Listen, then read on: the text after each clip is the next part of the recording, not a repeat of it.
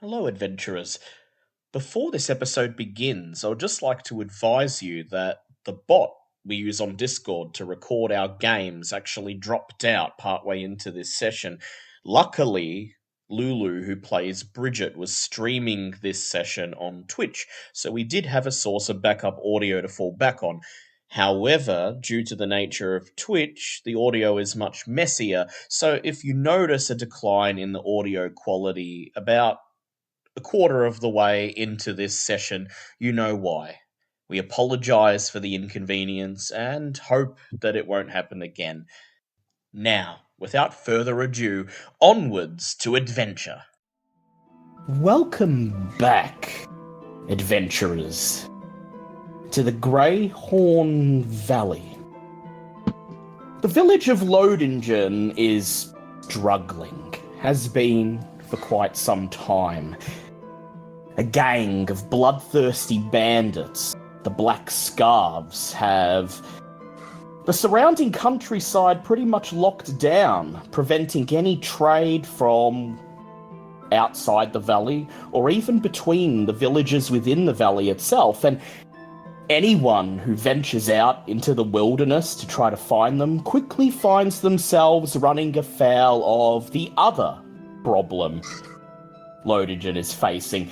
Bloodthirsty wildlife, animals driven into a strange and terrible frenzy, laying waste to outlying farms, taking cattle and farm hands alike, making even the most stalwart hunters and scouts think twice before leaving the safety of the village. And as adventurers, you've decided to put an end to both of these problems. You've located where the bandits are based, in the old Imperial Watchtower. But as it's surrounded by a patch of extremely dangerous, extremely eager razor vines, the only way to actually get to the bandits, aside from a very embarrassing solution that nobody really wants to subject themselves to, is to find some sort of concoction that will befuddle senses of the plants and allow you to pass unharmed. And of course, the rampaging animals. You've still come no closer to figuring out what has led them to be in the state they're in. And that's why, at the end of last session, you set out, ventured into the wilderness to seek the counsel of Arabella, the hermit, who, you're told, may know the answers to both of these questions. Only thing is, she hasn't been seen in Lodingen for quite some time. She's meant to stop by every couple of weeks or so with poultices and potions to trade, and yet no one's seen hide nor hair of her. Assuming the worst, you packed up your supplies, left the mulberry farm behind, and ventured off into the dangerous countryside once more. So let's begin on the road. Who'd like to take up the mantle of navigator?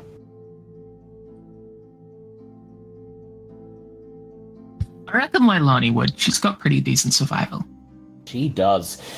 Heading out into the wilderness, and although you don't remember your training as a druid, it's the sort of training that becomes part of you, and you find yourself recognizing all of the things that you've been trained to recognize without really knowing how you know. You can tell the types of trees that you walk past. You can tell which rock formations are safe to walk over or which ones should be avoided, which terrain would be treacherous and which terrain would be safe. Go ahead and roll a survival check for me. Yeah, I got an 11 plus 5, so 16. Can Llewellyn be offering assistance with that? He sure can. He has survival, so go ahead. He has it at level 4, so yeah. Yeah, go ahead. You can roll with advantage, Leilani, see if you get better than that. If you get above 20, you might get a bonus. Oh, that was a 17 plus 5 for 20. Yeah. Very nice. 2, very nice. That's what we like. You would be convinced, if you'd never seen Leilani before, that she'd suddenly been replaced by a different person. None of that uncertainty, indecision that has plagued her over the last couple of days is there. When you're moving through the countryside away from the safety of civilization, she seems to be in her element. As you travel over the sprawling plains through a sea of hip-deep grass, you pick your way over the hills, following deer trails and bear paths as you find them. You rest twice in the shade of a tree and enjoy a meager meal of trail rations as it gets later in the afternoon, and then you press on, despite your growing weariness. The travel is hard, but thankfully, the place where Arabella lives, you're told, is not that far.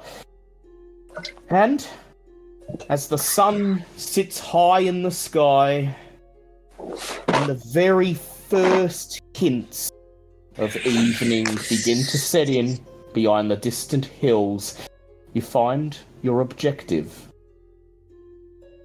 A simple wooden hut with a thatched roof sits just under the overhang of a towering cliff.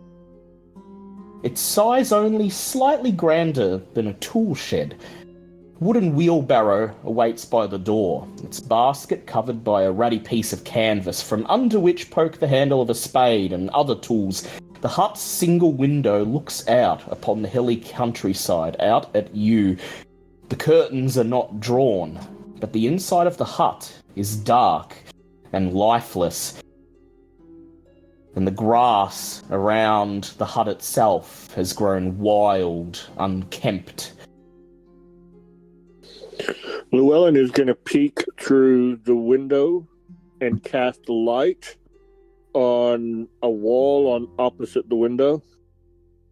Well, and you creep towards the window, and as you press your face against it, you mutter something under your breath, and a random piece of furniture on the other side of the glass begins to glow, shedding its dim light through the empty cabin, and you can now tell with 100% certainty that the cabin is empty. Llewellyn, Arabella doesn't seem to be in residence, and you suspect that unfortunately it seems she's run afoul of something sinister, as peering through the window you could see that the inside of the cabin is in something of a mess. There's 2 chairs at the kitchen table thrown aside, lying sideways on the floor, several pots and pans thrown off shelves, scattered across a patchy rug, and the bed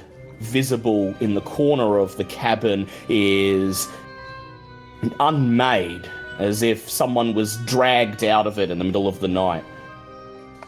Well, all the things you're describing sounds like just what my dog does to my house on a regular basis.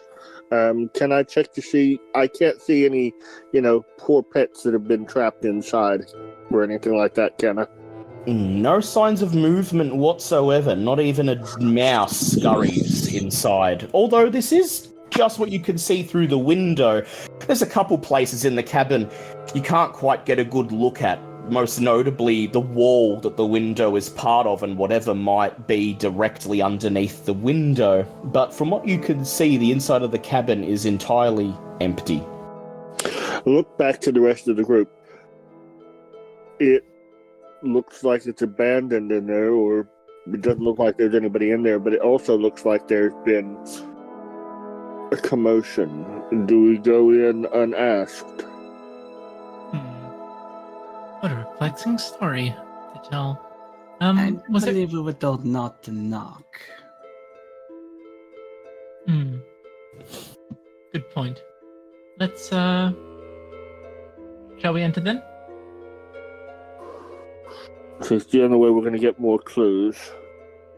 Cap will, tiptoe her way over to the door and, grace her arm over it in a gesture for Llewellyn to smash it down. your passive perception? Capoeira's passive perception is...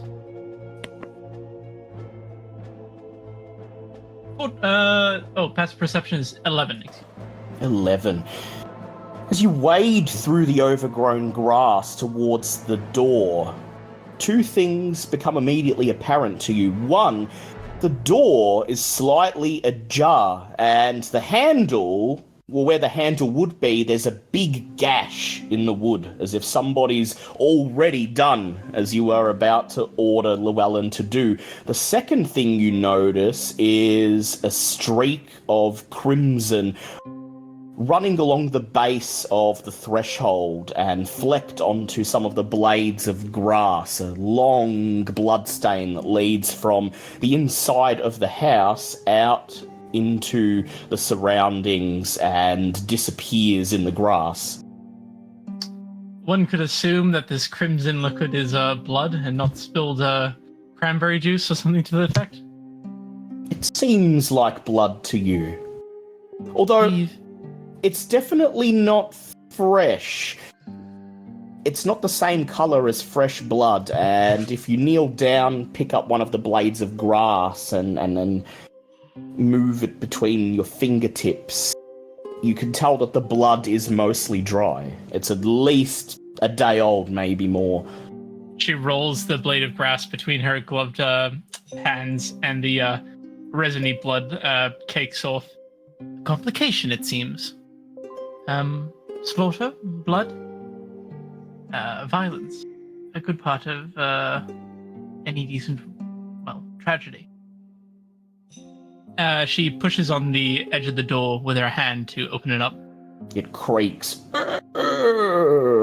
as it slowly opens inwards, and the rest of the party slowly moves to join you. As they draw closer to the house, Vili, you feel Igor fidgeting at your side. He sniffs the ground, then the air, alternating between them in quick succession, and... Bridget, not Vili, that's the other game. Yeah, he's sniffing the air, and then the grass around your feet, quickly alternating between them, and then he whimpers and cocks his head as if he's uncertain exactly what scent he's picked up. Something does not seem right about this place. You can always trust the dog to tell.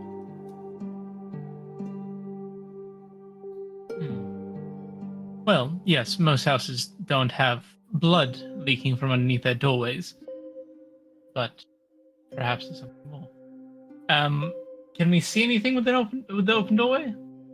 As you push the door open, the light spell that Llewellyn cast illuminates the interior, and what Llewellyn described is pretty much what you see, except now that you're actually in the house, you can see that it is in a huge mess. There are cushions scattered all over the ground and bits of fabric. It looks like somebody's taken a big knife and slashed through the upholstery and a tapestry on the wall. And then the next thing you notice as you step over the threshold, Capoeira, is this overwhelming smell, this noxious stench of something. At first, you expect that it's the stench of a decaying body, but then you realize it's not like that. It's not the smell of meat or decaying flesh. It's an earthy, planty sort of smell, and it's so strong that it feels like the skin around your nose is burning. There's a click as her nails tap against the porcelain of her mask as she raises her hand to try and shield her nose. It smells like a refuse pile in here. Would you all mind joining me? Does anyone not want to enter the house? Llewellyn is just saying, do you want me inside, or do you want me keeping an eye to make sure we're not jumped? Well, it smells like there's something in here. It smells like compost pile almost. Well, I'll go. Leilani's probably gonna. Sorry, I'll let Adam go. Go Adam, then Leilani. Well, I'm the Goliath, so I'll go wherever you want me to go. Inside, I would think. Heads in. Go, Leilani. Yeah, so Leilani's just gonna stick with Bridget. She's pulling out her herbalism kit and she's just holding it ready. Good idea. And Bridget, as you feel Leilani draw nearer to you, perhaps ready to protect you in case of trouble, do you join Capiera and Llewellyn inside the house, or do you remain out here? At this point, Igor is straining at your fingertips, trying to pull away from you, still furiously sniffing, whimpering louder and louder with each sniff he takes, but something seems to have caught his attention, and it feels like if you were to release him, he would just take off. Bridget is going to stay outside the house and essentially just stand watch, waiting for whatever it is that Igor has caught scent of. In that case, I will ask Bridget and Leilani to both make perception checks for me. Meanwhile, Llewellyn steps over the threshold, joining Capiera, and Llewellyn, as soon as you take a step into that house, you smell that noxious scent, and yep, you've just said you'd like to use divine sense, and so wave your hand through the miasma, closing your eyes, and nothing registers. There's nothing in this cabin, either alive or dead or undead. Or celestial or fiend. Or celestial or fiend. Go and crack some windows. Yeah.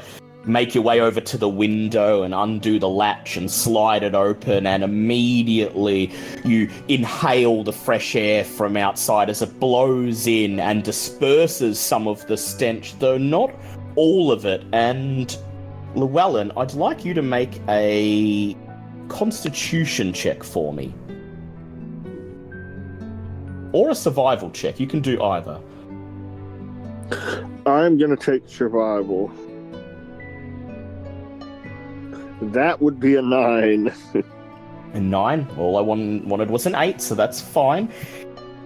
Now that the scent is starting to disperse, you can start to get a sense for where it comes from. Standing in front of the window, the scent isn't at its strongest, but as you step back from the window and move towards the little kitchenette in the corner of the shack that wasn't visible through the window, the smell immediately gets stronger again, and it occurs to you that beside the stone oven, there are 3 large wooden barrels lined up in a row, and there's no labels or any identifying marks on them, but it is clear to you that whatever is creating that awful smell is contained within these barrels. Oh dear. I point the barrels to the others, and Llewellyn just sort of says, I think we're going to find something rather unfortunate and tragic in one of those barrels. Well, don't let me stop you. Holding his breath, he's going to go over, and one by one, he's going to open the lids of the barrels, looking for the source of the odor. You brace yourself for something horrible, and you're pleasantly surprised when you crack the lid of the first barrel to find to find that the barrel is full of a vaguely orange-coloured paste. And now that the lid is off, the smell is once again wafting through the cabin in full force. It's not a body. It's nothing horrible. It's some bizarre concoction. You can vaguely make out the shapes of seeds and crushed petals and leaves in the paste, and it occurs to you that this is either a compost bin or this is some concoction of Arabella's, though what it is and why she created so much of it is lost to you. She's like brewing some sort of concoction. So that was in one of the barrels, or all three of them? That was in one. You can still crack open the other two if you like. Oh, absolutely. Yeah. The lid comes off the second one, and it's full of the same orange... It's full of the same viscous, noxious orange paste. The third one, more of the same, but this paste is a slightly different colour, a bit runnier, and the smell is slightly different, almost as if whatever was fermenting in the third one wasn't quite ready yet. Can I have a medicine check to recognize this is a sort of like, I don't know, a medicine or something? Yeah, go ahead, make a medicine check for me. It's a 12. And I'm going to gesture to the others. Does anyone have any idea? Is this like something for a poultice? Is this axle grease?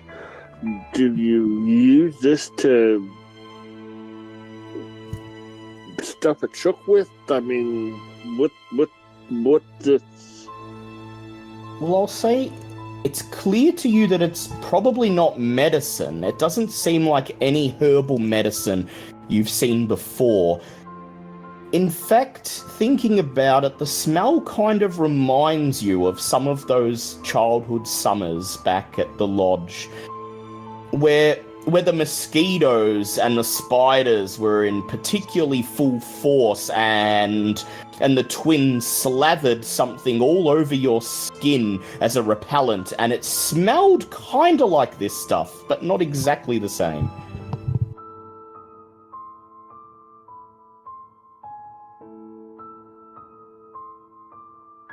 Meanwhile, Capiera, is there anything you're doing in the house? I think Capiera would be taking a look across the space, marking out where the slashes are on the furniture and the gashes and that.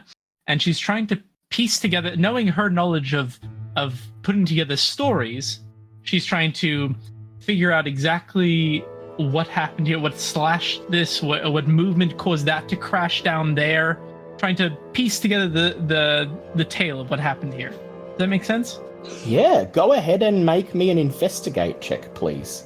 Sure. +4 to investigations. That is a 22. 22. While Llewellyn ponders the stuff in the barrels, you silently make your way through the cabin, kneeling down, peering at the gashes and the cuts, and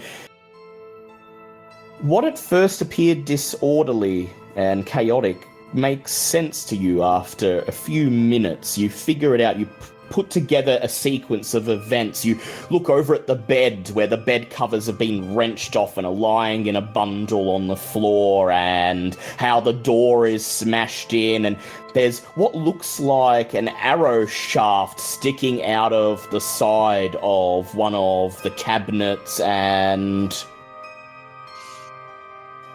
it seems to you as if this attack probably occurred in the middle of the night or in the early morning, and that Arabella was in bed. She was surprised when someone broke through her door, and it looks to you as if she put up a valiant fight.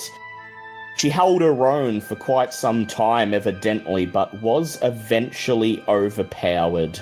And as you make sense of this, Capiera, you actually notice one of the floorboards under the bed is askew, as if it was lifted up in a hurry and replaced. I think she'll bend down and pinch the edge of the floorboard and peel it up. It creaks as it comes off, and it comes off easily. It doesn't even seem to be attached to the floor. It's an entirely loose floorboard under the bed, which seems to conceal some kind of secret compartment. Perhaps Arabella went for it before she joined the battle, but she clearly didn't have enough time to take everything she needed out of it, as inside the groove there's a couple of rolled up scrolls of parchment, a leather pouch, and a little wooden box with a silver latch on it. I'll collect the parchment and the other pieces, and then I'll flick the latch on the silvered box. The latch flicks up, the box opens, and inside is a beautiful silver amulet. Inlaid on the amulet is a design of several interlocking gears turning. And you get the impression that they probably would actually turn, because as you hold the box and peer down at the amulet, you could feel the magic emanating from it. Capiera touches to her chest where the other amulet would be underneath her clothing. Does this one resemble it at all? It's not a shard of the Grendleroot. This one is a traditional amulet, and the one you wear around your neck seemingly does not even acknowledge the presence of this thing. Okay. She'll lift out the new amulet with the tip of her finger, and she'll hold it out to the group and says, "Looky what I found."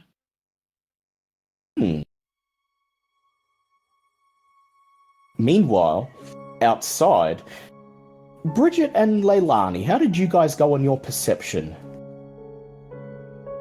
I got a 14. 14? I got a 13. You're struggling, trying to hold back Igor, Bridget, and Leilani is standing by, ready to reach out and grab him if he does get away. And despite this, you're still vigilant enough to notice, finally, what he's sniffing at. More flecks of blood on the grass, leading away from the cabin, and a few feet away from you, almost entirely obscured by the shadow cast by the overhanging cliff. At the very base of the cliff is a disjointed bundle in the grass with several arrow shafts sticking out of it, vaguely humanoid shaped. Igor strains, whimpering, trying to break free and run to the bundle, to the body. I hope that I'm wrong, but I believe we may have found Arabella. Please let me be wrong. And Hopefully, darling.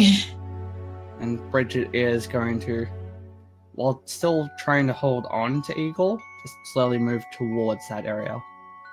Go ahead, make me an animal handling check, please, because he starts to get very excitable as you move towards the thing and strains even harder to get away. That is an 18. Calm down, you whisper, trying your best to calm him, and even though he's no longer whimpering, he's very excited by whatever you're moving towards, almost as if it's familiar to him.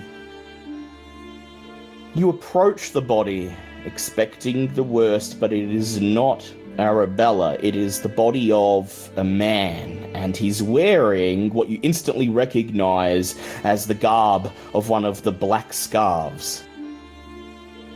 Oh, thanks, Elvanus. Just a random bandit. His glassy eyes. Yeah, it certainly sucks to be him, because as his glassy eyes stare up at you unseeing, you can't help but notice that his face is locked in a grimace of pain. His skin is very pale, almost as if the blood has been sucked out of it, and his skin seems to be leathery, like autumn leaves. It almost feels like if you were to take one of your fingers and press it down on his skin, it would be so dry that it would crumble.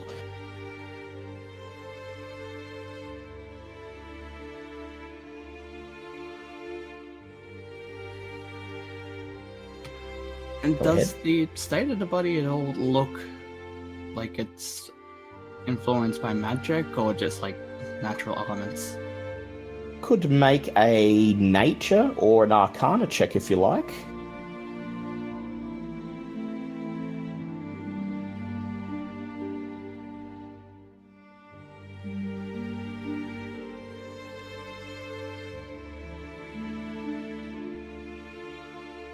And Leilani, you don't have nature, if I'm recalling, otherwise you'd have been able to assist, but...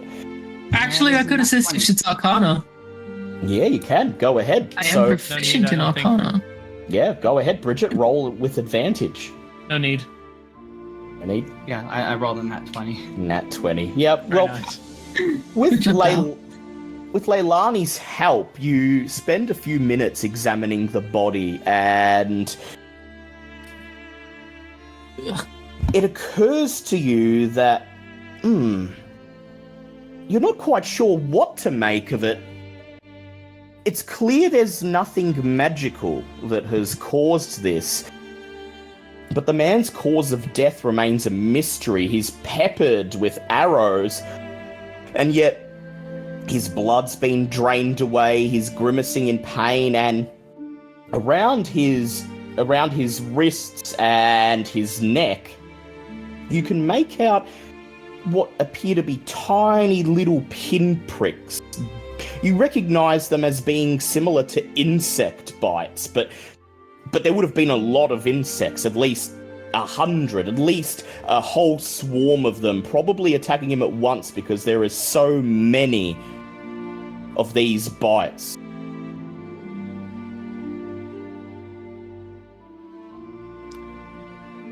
Bridget is going to move back towards the house and get everyone's attention and just say, look, I believe we may have cause to worry about the wildlife here, particularly the little critters, the ones that like to bite. Oh, good. So now we have to worry about wolves and the mosquitoes. You all step into the house. You notice the amulet that Capiera's holding in her hand, and it's just as you enter that she presents it with a flourish and says, "Ooh, look what I found."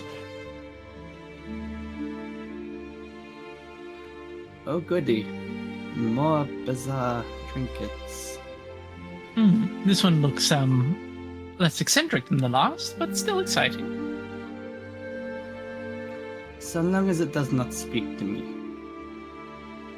It hasn't jabbered on yet.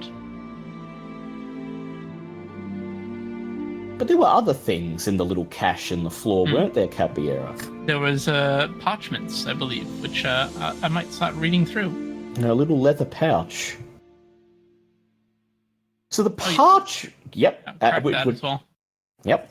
You unfurl the parchments, and you're disappointed at first that they're not spell scrolls, but they're clearly of some importance, at least to Arabella. But you can't make sense of them. It looks like a list of ingredients, probably the names of plants. See a sketch diagram of a mushroom, another of a leaf, and there's all sorts of numbers and ratios, and you get the sense it's probably some kind of formula, but you don't recognize the names of most of these components. Ah, yes. And Mia has said that Leilani shows some interest as she steps forwards. Capiera will hand over the parchments. Anything that you recognize? Yeah, we should probably look at it and just, read into any plant names that she would know. Yeah, well, I don't think you have nature, but you do have proficiency in the herbalism kit. So I'll give you the choice. You can make a nature check, or you can make a herbalism kit check. Yeah, she's gonna probably do herbalism kit. That's an 18. Flash of memory that lasts only for a split second appears in your mind. An arch-druid with a long flowing silver beard is laying out different plants and fungi on a table, explaining their uses to you and where to find them. This one you can eat, this one you can't, this one will give you flatulence, this one will cure flatulence. And one by one you read off the names of the plants on the parchment, and you realise that you're looking at a formula for some sort of healing balm on the first parchment, and on the second parchment, what appears to be a formula for befuddling the senses of carnivorous plants. Well, group? What we've got here is a recipe for a healing balm. It's a relatively simple one. Probably won't do too much on the body. And then there's this, which is a recipe for it'll help avoid carnivorous plants. Oh, such as the razor vine? That would certainly Well, hopefully, I would assume so. The good news, Leilani, is that you actually have most of the components on the list in your herbalism kit. Most of the ones you don't have, Bridget has in her own kit, but between the two of you, you're missing exactly one thing. What is simply referred to as a blue aura mushroom. Although Arabella has made a note in messy handwriting that this grows in the cave, in quotation marks. So presumably it grows... standing there, and she's probably gonna go like... fuck, we're missing one ingredient. Always hate when that happens. So based on almost the like note, a shell of her old self has just sort of come out for a minute. that druid that once upon a time would have considered it a fun afternoon to crack the code of this formula and figure out a substitute for the mushroom or to get to work brewing it. But the good news is that the note Arabella has made suggests that this mushroom grows somewhere close by, close enough that her not having it on hand wasn't really a problem. Clear that she intended to acquire it later. After a while, Llewellyn is going to just sort of... You guys indicated you found a body outside. Someone's tail cut short then.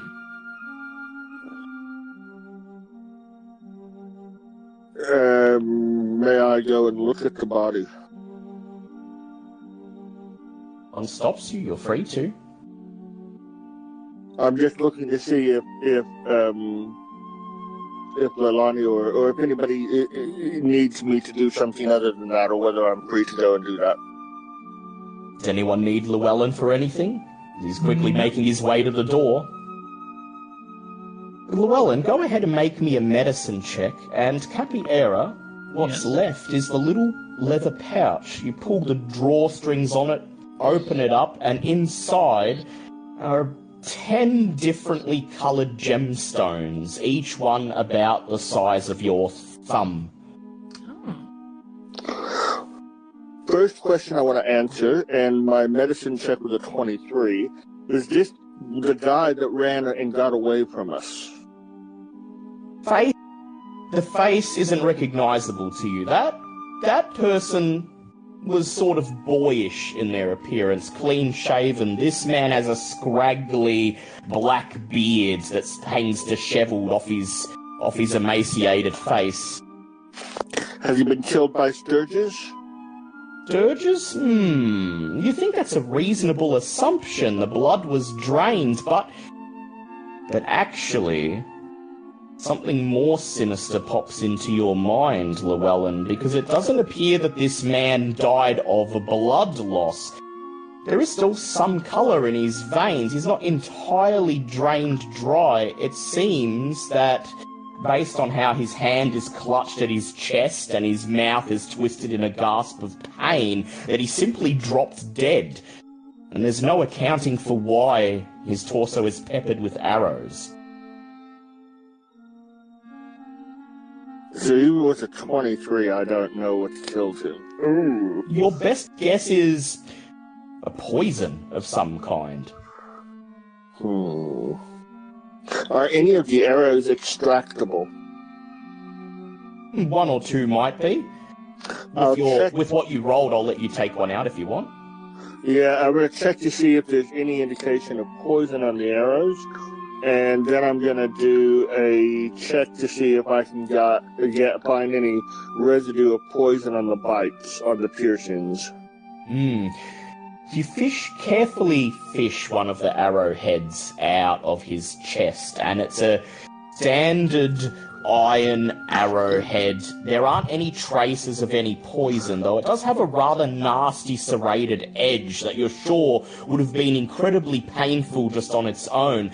The bites, however, there's a off-colour, sort of powdery residue around them, and you instantly decide that this is evidence of poisonous bites. Well, venomous bites, I guess. Venomous, yes, the correct terminology. I'll look at Cap and I'll say, these arrows are nasty. But the man, he died of poison. Cap's ducking her head out from inside the house, and she's palming through the small gems that she has in that bag, and she'll look up. Do those arrows resemble the one that was stuck in the door in the house? Yeah, they seem to be of the same make. Well, these arrows that have pincushioned him match the one inside. Either we have a copycat, or someone was in both spaces and peppered him. Your words linger for only a split second before suddenly Igor's growling cuts through. And suddenly Igor pulls against you, straining the lead you've got wrapped around him, bursting to run through the front door back out into the wilderness, barking, and his eyes are wide, terrified. Bridget is going to walk to, just near the door, and just one hand on her sword, just ready. The dog continues growling, and it's less you moving towards the door, Bridger, it's more him pulling you. But you still have enough strength and presence of mind to pull him back before he steps over the threshold. You reach for your sword, and I'd like you to make a perception check, please.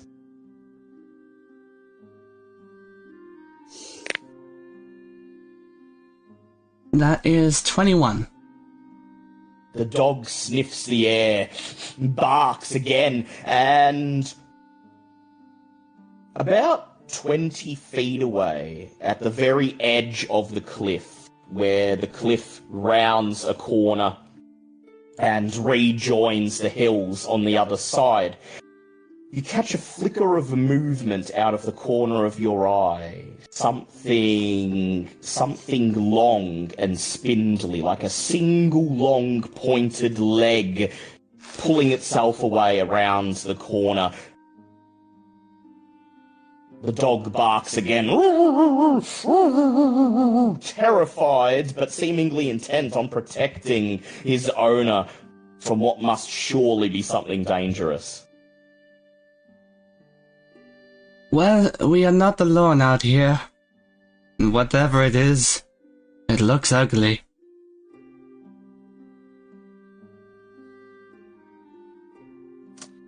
Is it a danger? Your dog seems awfully upset by it. I believe Igor considers it a danger, and frankly, given the state of this place, I would say yes, it is quite indeed dangerous. Capia pulls her rapier from its scabbard. Shall we be prepared then? Igor pulls at the leash with such force, Bridget, that he nearly bowls you over. He is straining to run after that thing, whatever it was.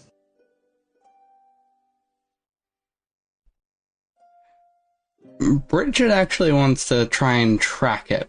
Not chase it, just track. Track it? Well, you can. Do you announce your intention to the rest of the group? Yeah, Bridget's going to turn to the rest and say, I believe we should not let it be known that we are on its trail. But I would like to see where this one actually goes. It might be a nest of some kind.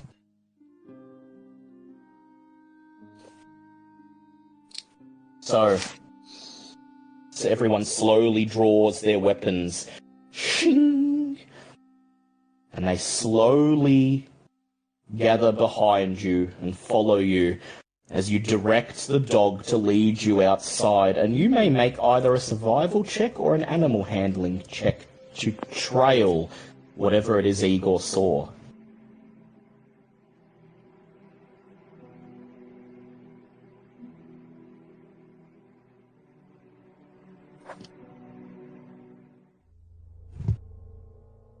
That is a 19 on survival. Survival? Takes about half of your willpower to keep Igor from running ahead. The other half of your willpower is focused carefully on following whatever it is Igor saw, moving slowly through the grass until the shadow cast by the cliff engulfs the whole party, casting them in darkness, and then you continue to edge ever so slightly further on, and you all realize at this point that there are tracks in the dirt. There are blades of grass that are bent over. There are outlines of what look like boots, but also many, many little cylindrical-shaped pinprick holes in the dirt, following along with the tracks. And, yeah, Leilani, you're saying that you're going to summon Angus, and he's in your arms, he's not on fire? What does that look like? What does he look like when he's not on fire? Because we've seen his fur when it's cast in flame. Anyway, I was muted, sorry. Agnes is, like, when he's not on fire, a lot of the cracks, like, there's, like, cracks in the skin, very, like, charcoal, like, black coloring. He's just a wolf pup. He's just a really cute wolf pup that, like, he gets very lit. Aside from his vibrant, almost red eyes, you wouldn't be able to tell he's anything more than a normal wolf cub, but even he seems to be on edge as you follow closely behind Bridget, raising his muzzle to the air, sniffing it, and occasionally exchanging a worried glance with you. Anyone else who's following behind Bridget, is there anything in particular you'd like to do, or are you content to just have your weapons drawn and ready? Well, when we get into an area of darkness, the torch that's on the shield gets lit, and any time we're in an area of darkness, at the point where it's darkest, I'm just going to drop a light spell. Yeah. A light cantrip, because if you've got them, use them. Yeah, the light of the torch illuminates more of the tracks, and this makes it much easier for Bridget to follow them. And I'm going to say Bridget doesn't have to roll a second tracking check to keep following. It's very obvious now that you've lit the torch where the tracks are leading, and you continue following them. A narrow trail through the grass leads down from the base of the cliff and to the escarpment of a nearby hill. It looks infrequently used, but well trodden. Following its line, you see that beyond some bushes it dips down into a crack in the hillside, a cave just wide and tall enough for a human to squeeze through. The tracks disappear into the pitch-black darkness beyond.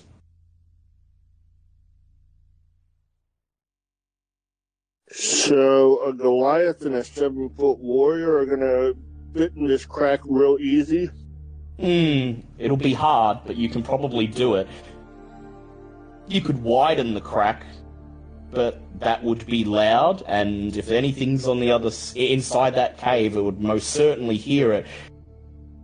The other alternative, if you must get in, is to try and squeeze in, though there's every chance if you do it incorrectly you might hurt yourself. Otherwise, you could simply wait out here and let the not-so-huge members of the party press on ahead.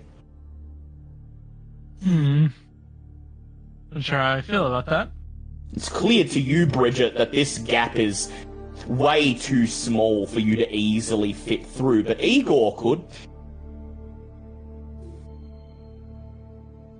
Bridget is basically going to look at the hole, look at Igor, and just very visibly, torn, just not wanting Igor to be a part. Holding him back, because he's already at the mouth of that hole, sniffing curiously, his tail sort of wagging in excitement, although his eyes are still wide. It's clear that he's still unsettled, but he's enjoying the thrill of the chase. Do I think that shovel that we saw back at the hut would be able to allow me to quickly widen the cave? Probably. Though again, if you wanted to do it without making a lot of noise, you'd have to go about it in a particular way. It might take some time. I'm going to gesture to the others, and I'm going to sort of mime that there was a shovel back at the hut, and I'll just sort of, clumsily convey I could always go and get the shovel. The rest of you peer back towards the hut which is now just an outline on the edge of the hill, about 30 feet away, and that seems like a long walk for Llewellyn on his own, but it's entirely up to you.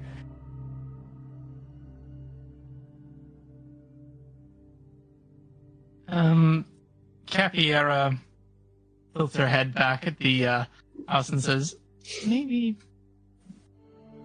I'll go help you. Probably best we don't split up too much. Try and keep you in one piece, big guy. Okay, well, basically run over there, grab the shovel, run back. Yeah. And while Llewellyn and Cap are gone, Bridget and Leilani, is there anything you'd like to do at the mouth of the cave?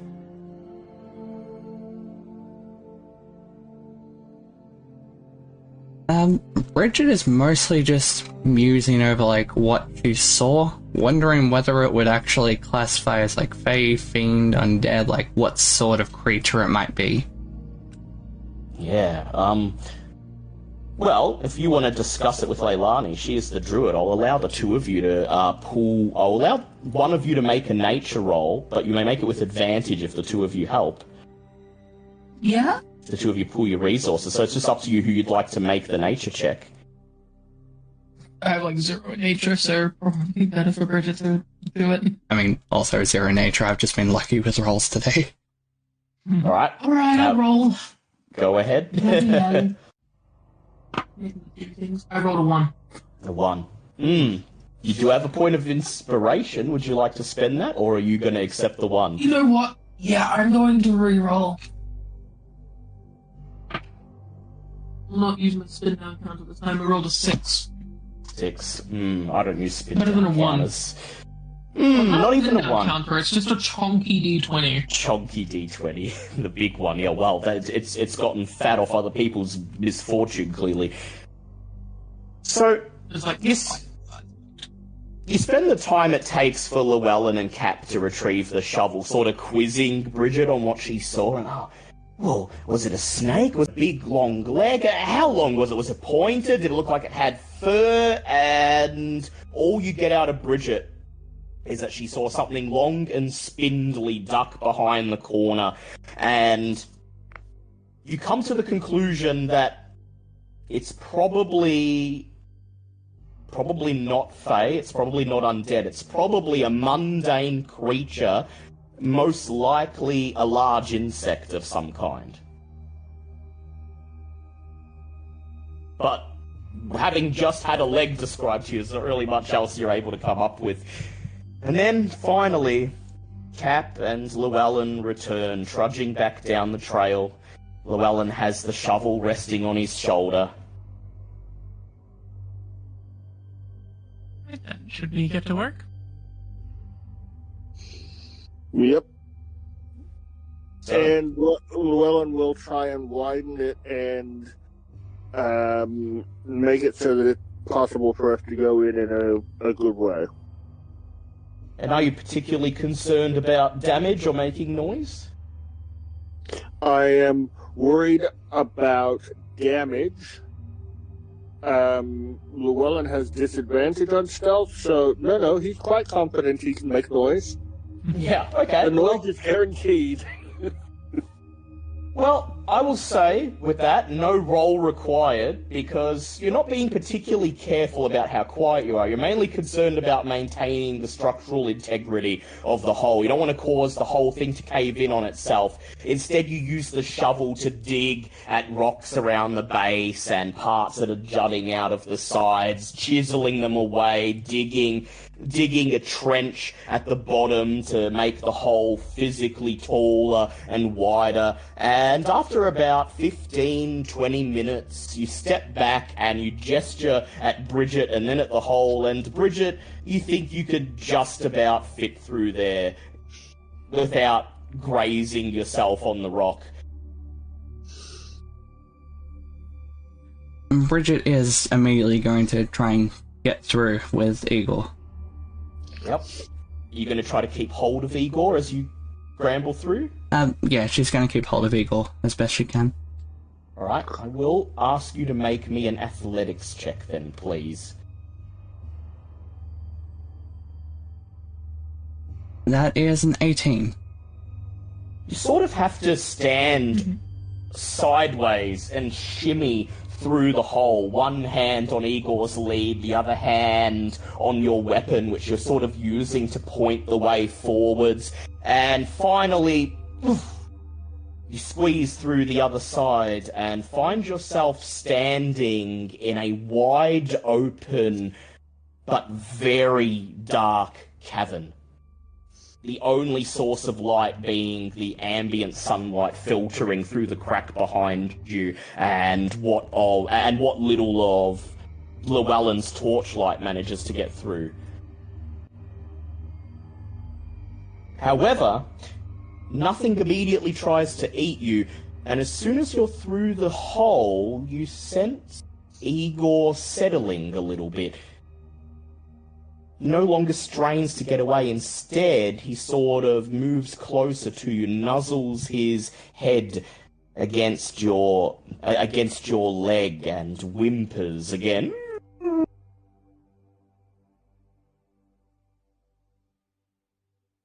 Bridget's just going to lean down and just give Igor a scratch behind the ears, but just keeping an eye out on everything around her.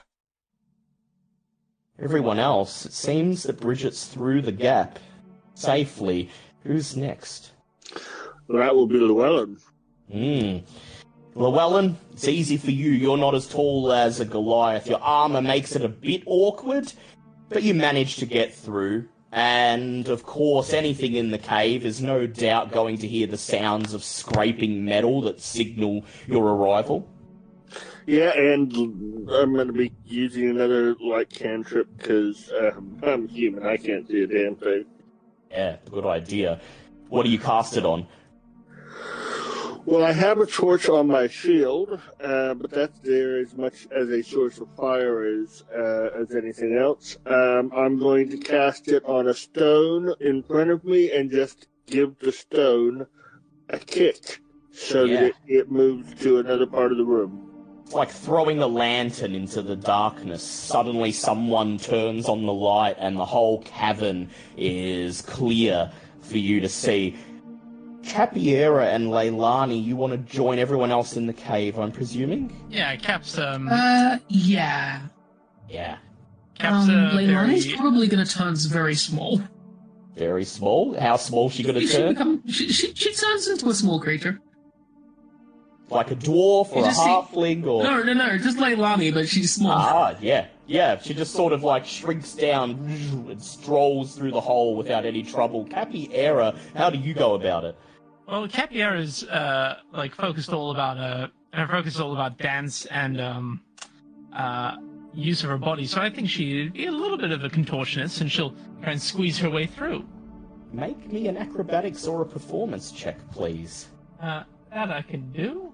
I have a +6 to both of those, so let's see what we get. 21 total. 21 total.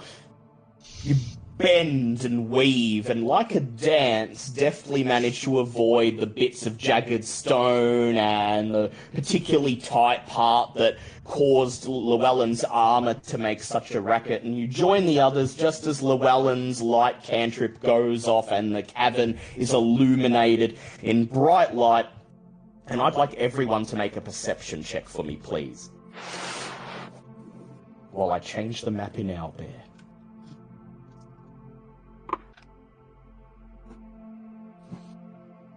8 total. 8. Natural 20 for 23. 18. Well done, Leilani. Hey, natural one, because I am adjusting and changing over the torch. Your armor maybe got a little bit askew while you're going through the hole, so you're like readjusting it, making sure everything's in place. Cleaning it, and yeah, I don't see the rest of the party and walked away. And Capiera's still extracting herself from the hole, so Leilani and Bridget are the ones who see it. From the ledge above you, you see a series of narrow stalactites extending down from the roof. But then, one of them moves. It's the thing you saw before, Bridget, and you realise that these are the legs of a massive spider. Your breath catches in your throat at the sight, and your mouth suddenly feels dry. The spider, aware that you've laid eyes on it, quickly scurries through a tunnel to the south.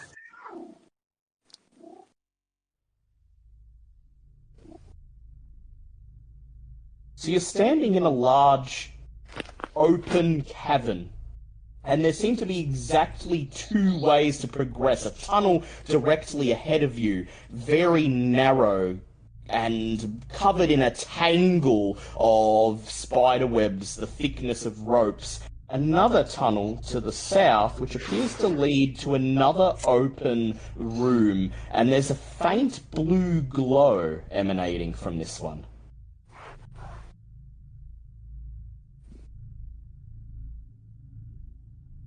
What would you guys like to do?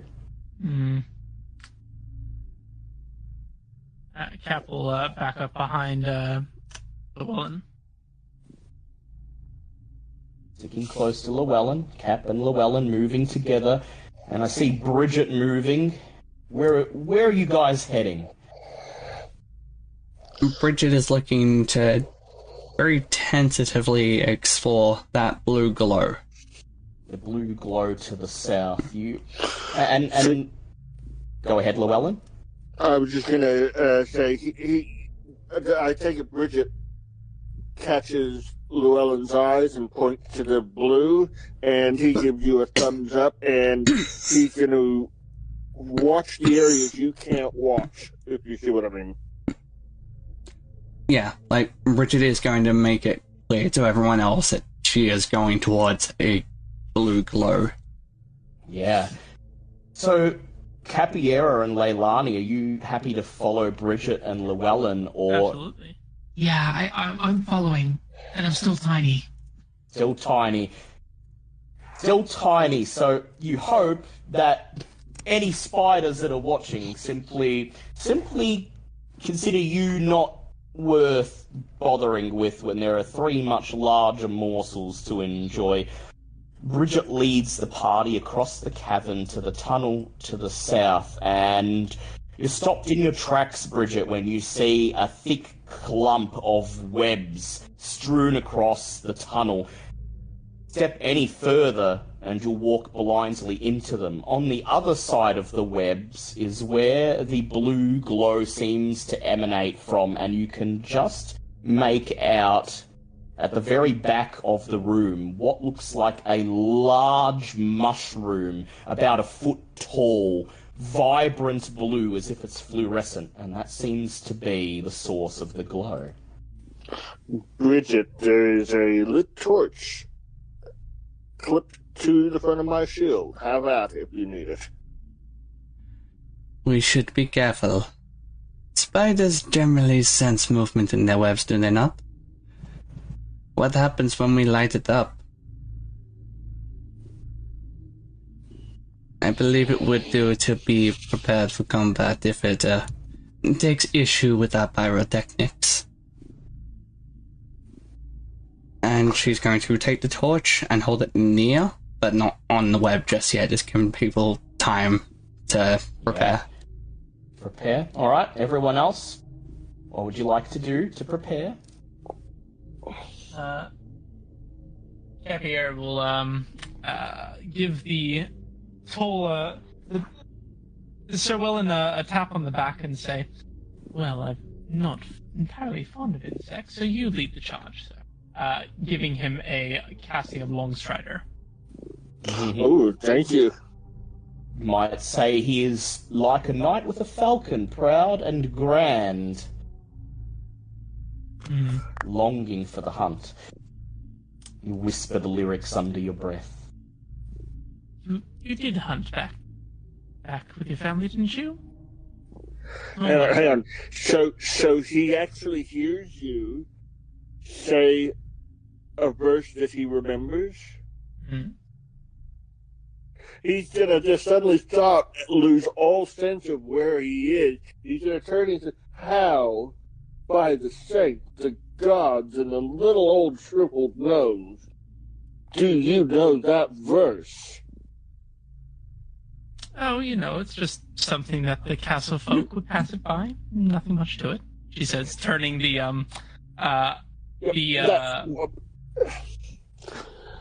comedy side of the mask towards him. We're not through. We are going to discuss this. Of course. Whoosh!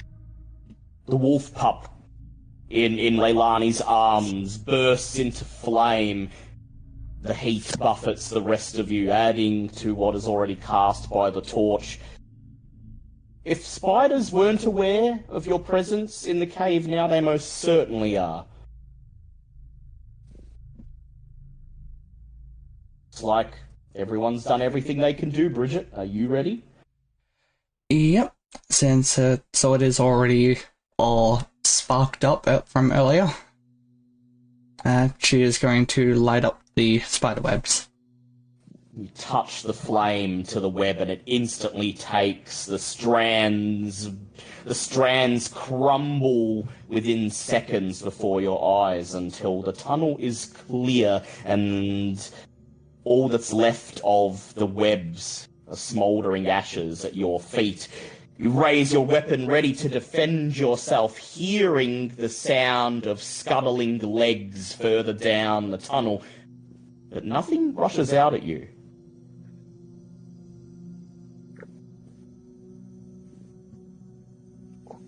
One can only hope they chose flight over fight. Something tells me that's not the end of it, though.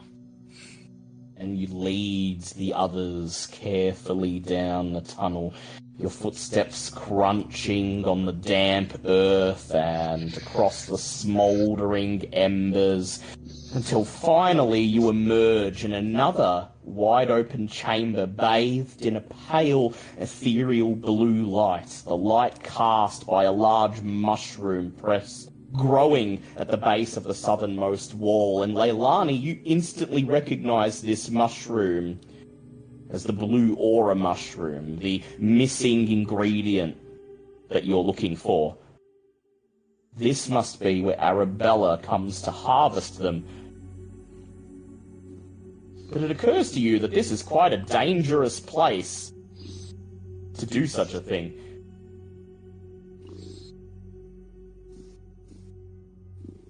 Within the room itself, aside from the mushroom, there isn't much of note. However, towards the eastern side of the room, there is another alcove, another narrow alcove dug into the cliff face. And here is another maze of twisting strands of web. You can vaguely, from the light of the torch and the pale blue aura of the mushroom, make out the shapes of animals caught in the webs, long dead. All wrapped up in the cobwebs. All wrapped up. Cap pokes at one with her the end of her rapier to see if they react. Anyone in particular? There's something large and misshapen to the left. There's at least 4 or 5 small woodland creatures to the right. The large and misshapen one seems the obvious choice. Yeah. You step towards it and realize it's not an animal corpse at all. It's human. 2 arms, 2 legs.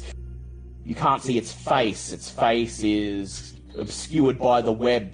It's clear that they're dead, but you reach out and poke it with your rapier anyway, and as you do, the nest of webs shimmers and shakes, and 16 pinpricks of yellow light peer out in the darkness as the spiders that were lying in wait there reveal themselves and move out of the nest for the kill. Everyone, go ahead and roll initiative, please. Fancy pants, what did you do? Less than ideal?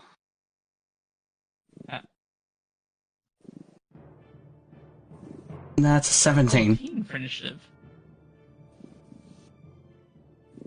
17 for Bridget. How'd you go, Cap? 14. 14. And Llewellyn and Leilani. 19. Oh, wow. Llewellyn got a 14. Ooh, Match 14. with me. Match with Cap. Okay, Cap, what's your dex mod? X mod is a +6. Mine's a -1. Ah, Yep. yes. Alright, so Leilani, you're up first. Your buried druid senses kick in, and as soon as you see Cap moving to poke her rapier into those webs, you know what's coming. It is no surprise to you whatsoever when the long legs of the hairy, bulbous spiders reveal themselves, and you're ready to act.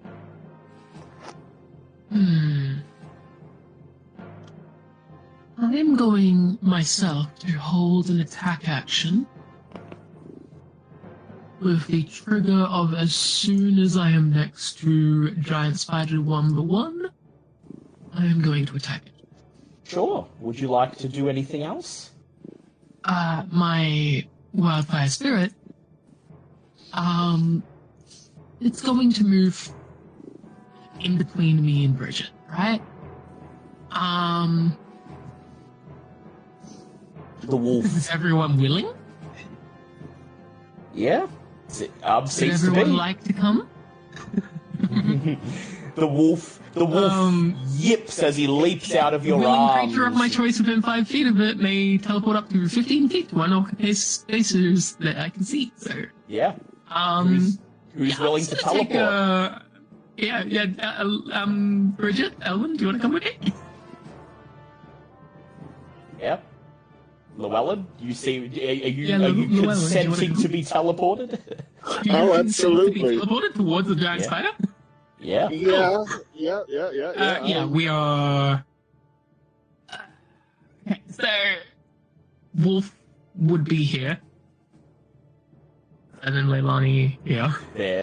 And then Llewellyn, right there. And Bridget right there. Hemming the spiders in. The wolf wags his tail with a flourish, and then suddenly everyone is standing in the mouth of the alcove, and you all have the thick webs pressing against your face and against your arms, and Llewellyn... And then my Yep, go attack ahead. would go off. Yeah, go ahead. Because I just hit the requirement. It's right You next did. to me. You're now right next to the spider. That's a 14 to hit. 14 to hit, that's a hit. Go ahead, roll the damage. That's 3 damage from my scimitar. Yeah. The spider lashes out with one of its long, hairy legs, only to get the tip of your scimitar in return. It hisses as it recoils back, its front legs flailing. And Llewellyn and Bridget, I'd like you guys to make dex saves for me, please, because, unfortunately, you've been teleported right into the massive webs. Yeah, I was afraid of that. That is a 16. 16. I'm just waiting for D&D Beyond to finish refreshing. You can also make a strength save if you want, Llewellyn and Bridget. I forgot to say it. Dex or strength?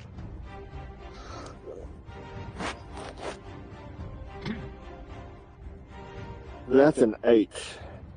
That's an 8. Well, so Bridget, as soon as you teleport in, you duck, preventing yourself from stepping forwards and right into the webs. Llewellyn, however, he tries to push through them with his armor, finds himself surprised at how strong these webs are. And then, Llewellyn, when you move to step back to rejoin the others, you swear under your breath, realizing that you are hopelessly restrained. And I am assuming that the torch has ignited the webs. You can ignite them. At the moment, they're not ignited, but it won't take much for you to ignite them. You can do that on your round if you wish. Oh, no, I'm in the webs. I don't. Oh, you're in the webs. Yeah. No, I'm going to throw you a bone and say that the webs do not ignite because the torch is sticking out miraculously just at the right angle to not actually touch any of the webs, though it is dangerously close, so that makes you very nervous. Up next, we have Bridget. Bridget is going to try and move around a little bit to sort of catch on to the other spider. Careful to avoid the webs. Yep. 5, 10, you can spend 15 feet to get there. Or there, I guess. Would you be close enough to actually be able to attack from, without getting the webs? Sure would, but you'll have to roll to not get restrained in the webs if you move any further. She's gonna chance it. Alright, go ahead, make me a strength or dex save.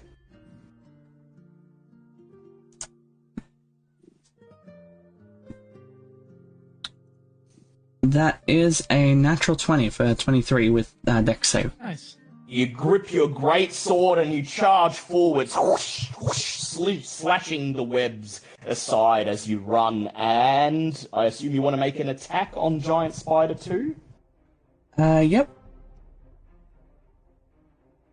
Go ahead and roll to hit.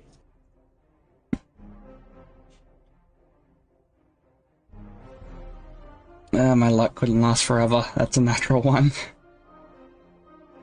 You cut the webs out of the way, and as you bring your sword up to strike the spider, it scurries up onto the roof and peers down at you with its little yellow eyes. Anything else you'd like to do? She's basically just gonna look up at the spider and just go, "You have to back down here, you damn spindly coward." It's the spider's turn, so the spider responds by immediately scuttling down the wall, running towards Leilani and rearing up onto its hind legs, ready to throw its body onto her. And Leilani, that will be a 18 to hit. Ooh, that hits. You feel the spider's massive weight slam into your body, nearly knocking you off your feet, and as you move to push it out of the way, a searing pain is felt in the base of your neck as one of its fangs sinks in, and you take, once it's halved from your werewolf trait, 4 points of piercing damage, and I'd like you to make a con save, please. Oh, spiders, I do know. That's a 21. 21, lovely. You poke your scimitar out, knocking the spider backwards before it manages to inject most of its venom, and instead of taking the full damage, you take 3 points of poison damage. 6 damage altogether. Then, the other giant spider, seeing Llewellyn struggling in the web, scurries forwards and leaps on him. And rolling with advantage, that'll be a 21 to hit you, Llewellyn. Yeah, that'll hit. Your insides squirm as you get a close-up of the spider. Can see make out each and every one of the strands of brown hair bristling on its body. It hisses and then sinks its fangs into a gap in your armor, and you take 6 points of piercing damage, and I need you to make a con save, please.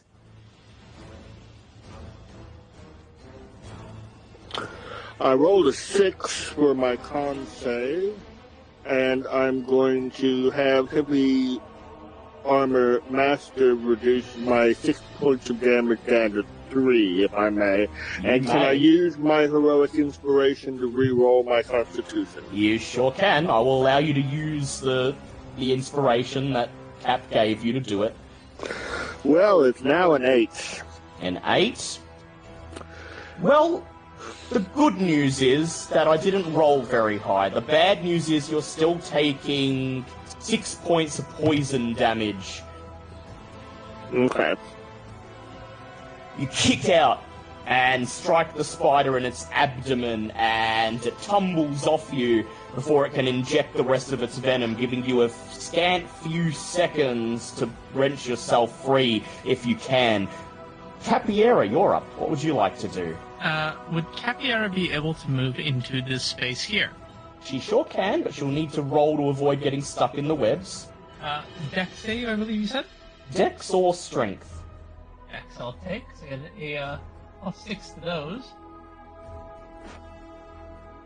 That's a natural 20, thank you. Nice. You slide in slide in beside Bridget, ducking under a couple strands of web and running towards the spider ahead. Yeah, her deft feet step in between the strands, and they gently vibrate as the air of her passage disturbs them. And then in a flurry, she pulls forth from her disguise kit a rainbow-colored piece of fabric, which she casts out towards the spiders, which quickly seems to take a life of its own and wraps around or attempts to wrap around the creature's faces, casting the spell Color Spray. Color Spray, very nice. What does it need to roll? It needs to make a... Sorry. It needs to make a Constitution saving throw. The DC is 14, and that's going to be against both of these fellas, because I'm going to try and do a cone. Oops. Say a cone in this angle. Color spray. So, yep, it looks like you can just get it. Leilani, you don't have to worry about being caught up. And the spiders roll an 11 and a 13. Fantastic. So they will both fail. Yes. Very nice. Thank you. I'm gonna try and not hit a boy, so do something like that. The vibrant colours blast away the tangled webs in front of you, and you hear the spiders shriek, their legs and fangs clacking as they desperately try to get away. And how much damage are they taking? Actually, I don't think Color Spray does. Damage. They receive the blinded condition. They are blinded. They are both blinded as they scuttle away from the brilliant light, not paying any attention to where they're going, and one of them just sort of runs straight into the wall with a thump. Anything else you'd like to do, Capiera? Capiera will call out to Llewellyn, saying, Llewellyn, come... Llewellyn, we don't have enough time for you to be playing the webs. Come on. And I'm going to be giving him my last bardic inspiration as a bonus action. And then we go to you, Llewellyn. Right, he's just going to take a deep breath. He's going to mutter something, basically not repeatable on a family podcast, and he's going to try and pull himself out of the webs. Oh man, he's rolled a 7. It's and Remember, you do get bardic inspiration though. Yeah, that's not. What's the target difficulty? The DC is 11, so you have a chance if you roll a 4 on the bardic inspiration. The D6. I rolled a 4. Let's go! 4. You strain, and after kicking the spider off you seem to have dislodged some of the webbing, so you just press the edge of your shield into it, cutting yourself free, and now you have full mobility. What would you like to do? Well, is there something that I can hit that's just within range?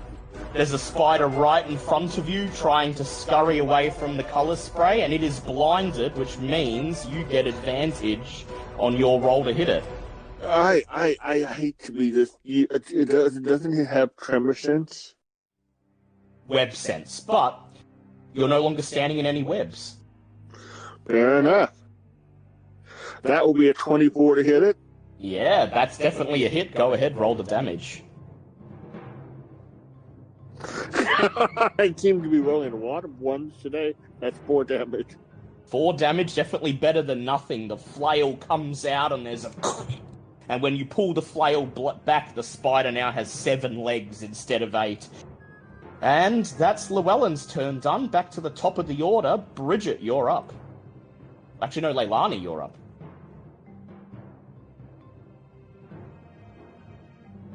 Then it will be Bridget. Assuming Leilani's still with us. Leilani, come back to us. Apologies, I was muted and I forgot. Muted. We have to play the muted or fell asleep game.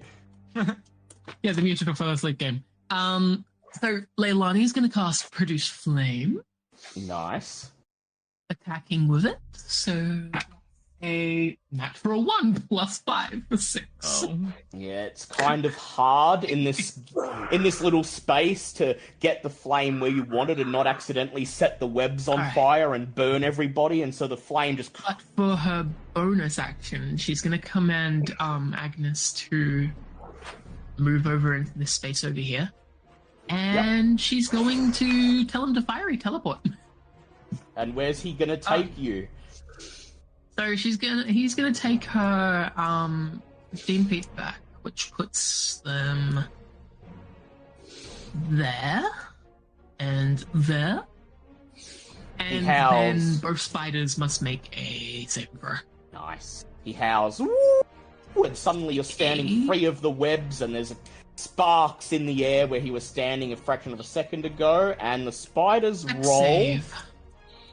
Spiders roll a 13 and a 9. One of them meets it, so it beats it. The other one fails. Spider 1 meets it. Spider 2 fails. How much damage is it taking? They take 1d6. So that I rolled a 6 plus 2 for... Yeah, very nice. 8 fire damage. Very nice. The spider rushes ahead to try to catch up with you as you teleport away, but the wolf howls again, flourishes his tail, and a spark shoots back at the spider, knocking it back into the alcove. And there we go. Leilani is done. Next up is Bridget. Well, second verse, same as the first. She's going to swing with her greatsword again. Yep, roll with advantage, because they are both blinded.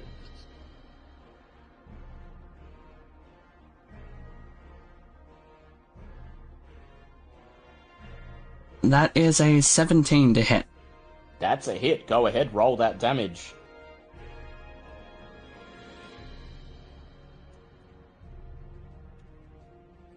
That is 8 damage and 2 lightning damage from the Ride of the Storm.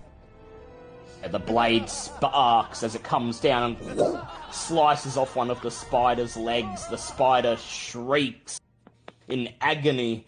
Anything else you'd like to do? Right now, no. Just going to basically Right. get ready. Yeah. Oh, So the attack rolls against creatures that are blinded have advantage. yeah, I know Yeah, I've been indeed. applying it. Yep. If you want, you can retroactively apply that to your produce flame, since I think you forgot to No, do it's it. fine, it's fine. It's fine. All right. I forgot to remind you. Sorry about that. What's done is done. The blinded spiders flail around, running forwards and hoping they find a target. Spider 2 throws itself at Capiera, and that's going to be rolling with disadvantage. Capiera, an 11. That does not hit. Capiera You- dodges back from the jaws of the beast as it nips at her heels. Yeah, and spider number 1 rushes forwards towards Bridget, rolling with disadvantage. That will be a 14 to hit. Just enough to hit. Ooh. It basically wasn't even going for you. It just ran forward to try to escape from the color spray and by chance stumbled into you, which is probably why it doesn't do a whole lot of damage, dealing 3 points of piercing damage, but I'll need you to make a con save, please.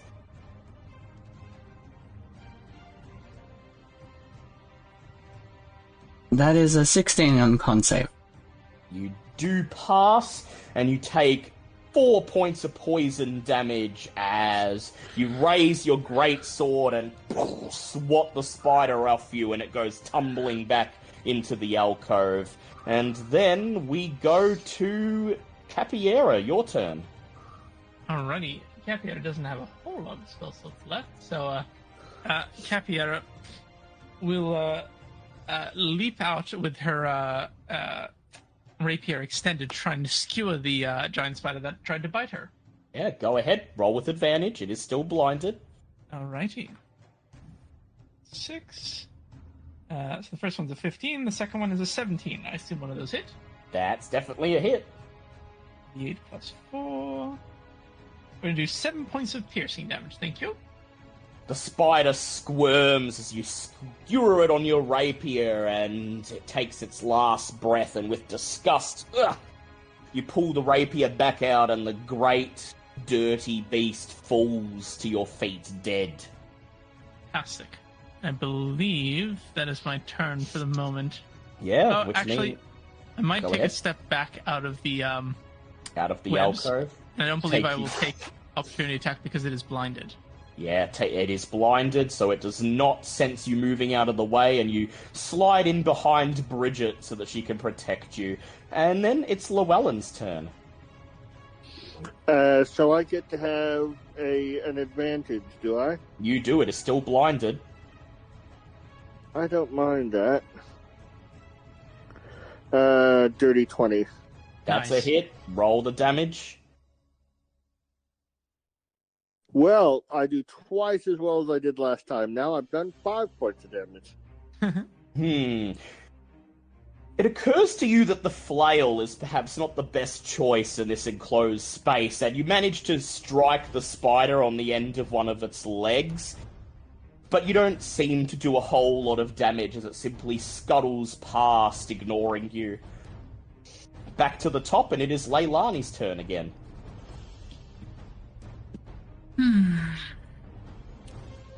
Leilani is going to prepare a produce flame and just throw it at the giant spider one. Yeah, don't forget to roll with advantage. I get to roll with it, thank God, because I rolled a 3, and I rolled a 6 plus 5 for 11. That is a hit. Roll the damage. Yay! I need to find a delay. 8 fire damage. 8? So here's what happens. The spider is scuttling away from Llewellyn, and it happens to pick your direction. It starts running in your direction, and as it leaps out of the webs, you unleash the flame, and the flame sails through the air and like an orange bullet strikes the spider right between its eyes. It lets out a sickening scream and flips over onto its back, instantly dead. Very nice. I will be right back. I just need the gen. Suddenly, everything is quiet once more. There's a thump as the human body that was tangled up in the webs finally drops free after all the commotion. It sprawls in front of you, illuminated by the blue haze and by the light of Llewellyn's torch, and you see that it is, once again, a bandit, clad in the garb of the black scarves. His face is screwed up like the man you saw outside in intense pain, his skin leathery and pale. Of interest, however, is the fact that he's still geared up. His sword still sits in its sheath, and slung over his shoulder is a bulky-looking leather bag. Well, Llewellyn is going to sigh and get out his medical equipment, because at least a couple of them have been bitten and envenomated. And, yeah, he's going to do a couple of first aid checks. With your medicine knowledge, I'll tell you that it's a miracle that neither of you got bitten for long enough to sustain enough venom to make any lasting damage. Once you apply some preliminary braces and bandages, you should be able to flush most of the venom out. No harm done. But go ahead and heal as required. Sorry, I didn't hear what you said, sorry. The last bit I missed. Yeah, I was just saying, go ahead, heal as required. Because, of course, people still taking damage. Who is in need of healing? Me. And how much would you like? Enough to make me not on 9. Oh, well, I'm going to move you off 9. So you want 1 hit point? Is that what you're saying? He'll put you up to 10. It's not 9 anymore.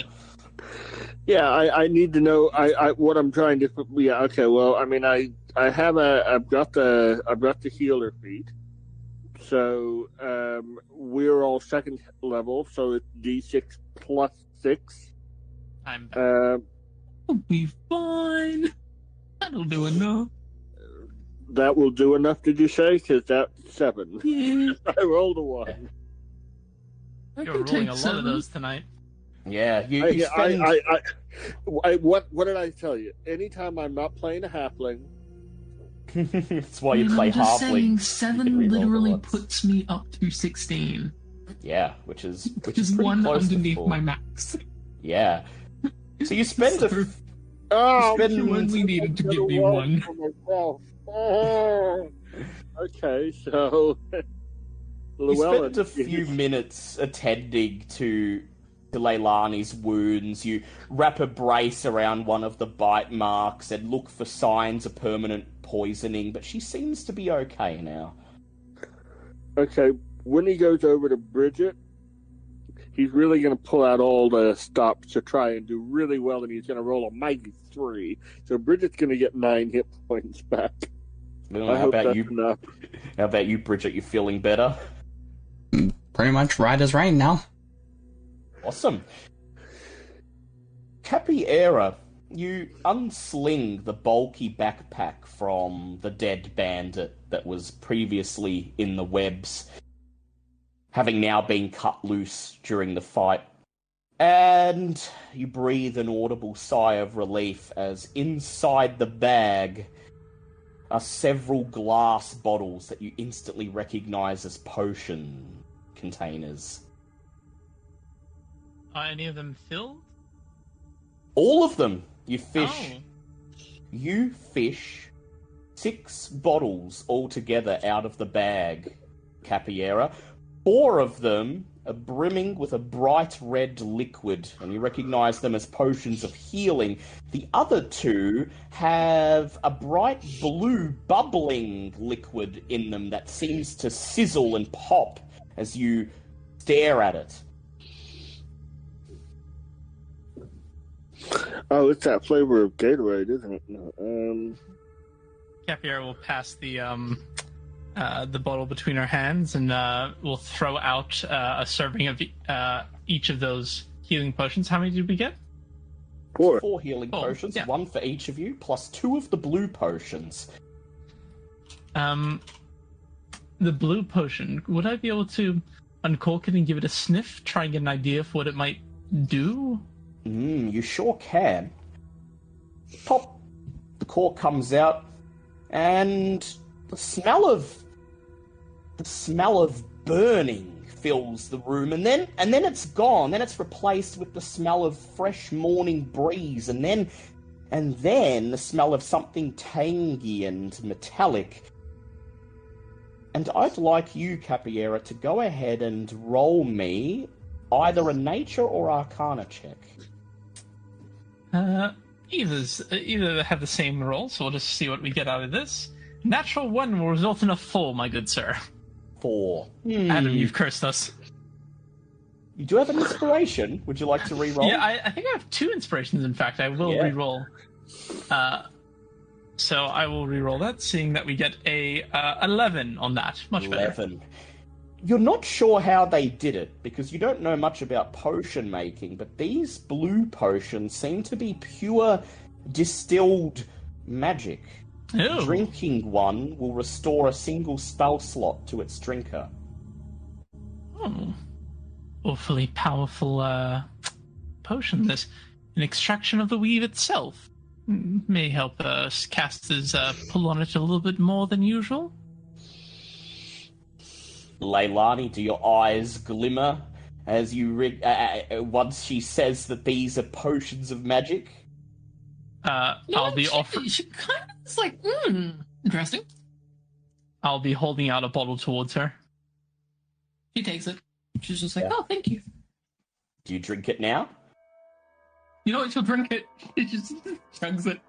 Yep, you Now? uncork it, and down it goes, and what do you think Leilani's favourite drink would be? I reckon before the bite, it probably would have been like a natural wine.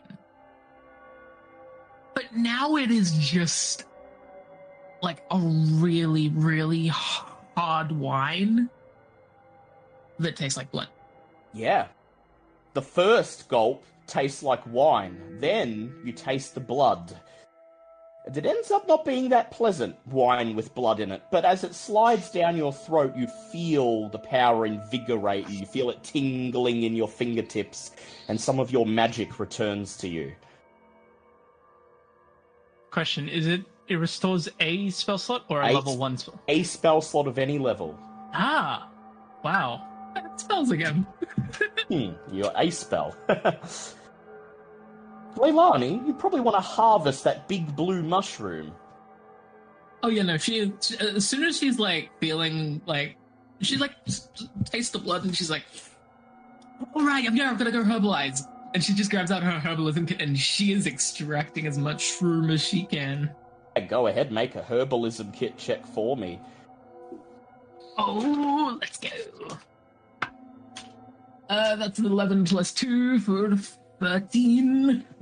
despite its size, the mushroom isn't very dense, and the more vibrant, blue, harsh-smelling liquid you extract from it, the less light it casts in the room. And you know you've taken pretty much every drop of what it has, when the only thing illuminating the room is once more Llewellyn's flickering torchlight.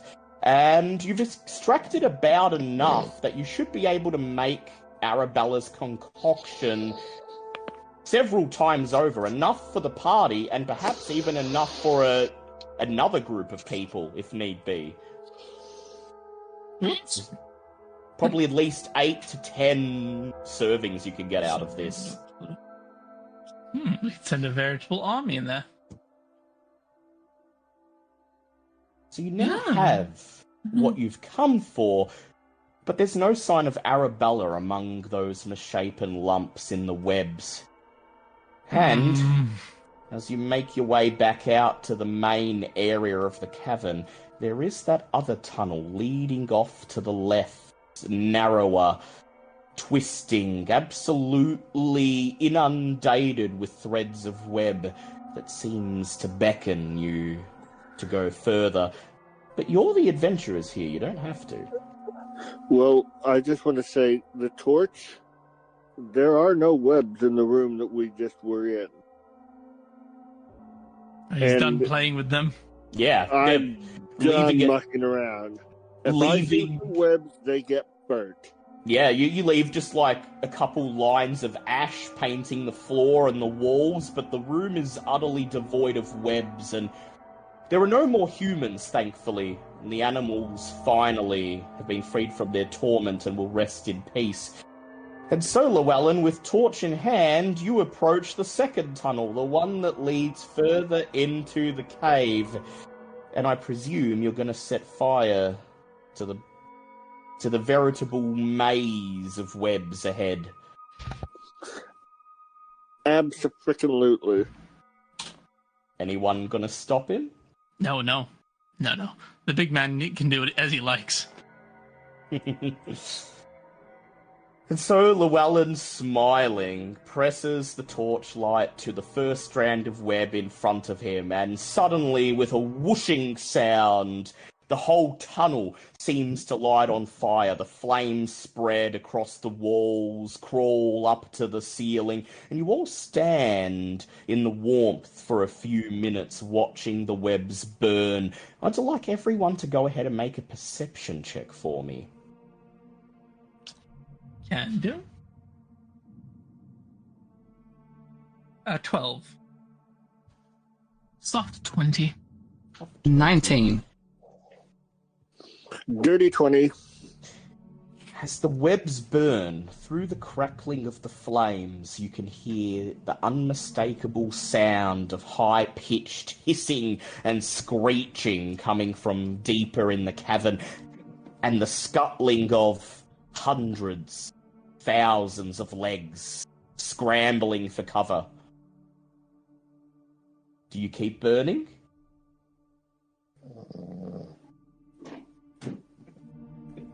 The webs eventually crumble and fall away, leaving the tunnel ahead of you choked with smoke and strewn with ash. There is no sign of life ahead, no movement. The hissing and chittering dies abruptly away.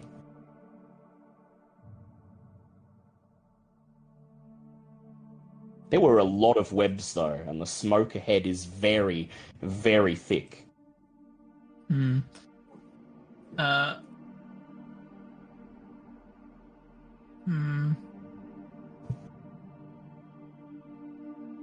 Would Capiera be able to produce a torch of her own? And wait, do I have a torch actually? Oh, I have a lantern, a bullseye lantern, which I would light with prestidigitation to try and help us see through the smoke, so it's not just the flame of the torch guiding us. Yeah, the lantern's light is much brighter, much more stable, doesn't flicker as much, and you're able to make out the curvature of the tunnel. Not enough to see what lies ahead. There's still billowing black smoke, but at the very least, you know you can light your way through and avoid ending up falling into some sort of crevasse or grazing yourself against the sharp rocks.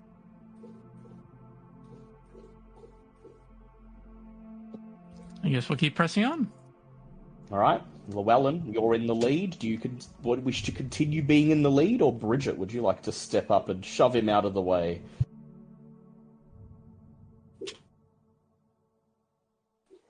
I think Bridget's going to push forward, if possible. Yeah.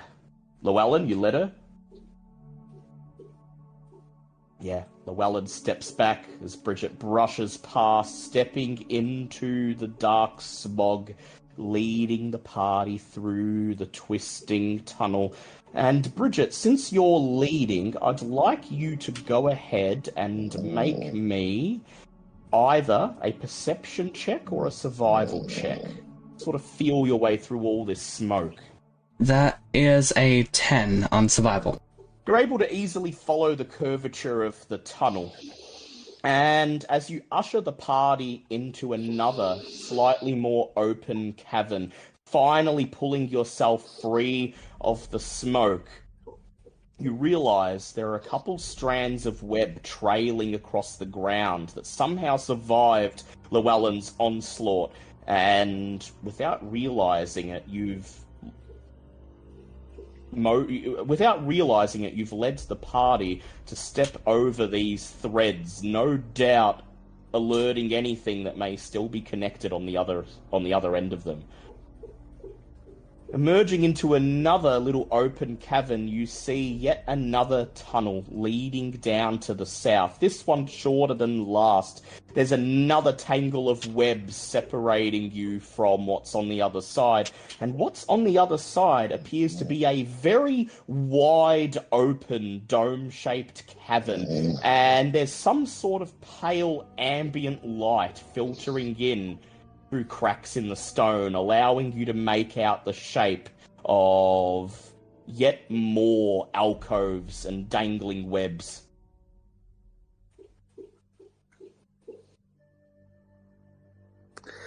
Yeah, Llewellyn's going to get rid of that group of webs there, and then he's going to come up and he's going to put a torch to the webs in front.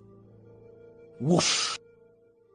The tiny cavern is now quite hot, with all the webs being burnt. A lot of ambient heat has built up, and some of you are starting to sweat a little bit, but it's better to be safe than sorry.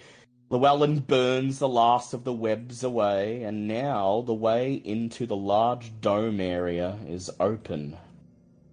You can't see any movement in the room ahead. Any spiders that survived the onslaught from before must be hiding, terrified, waiting, perhaps to ambush you.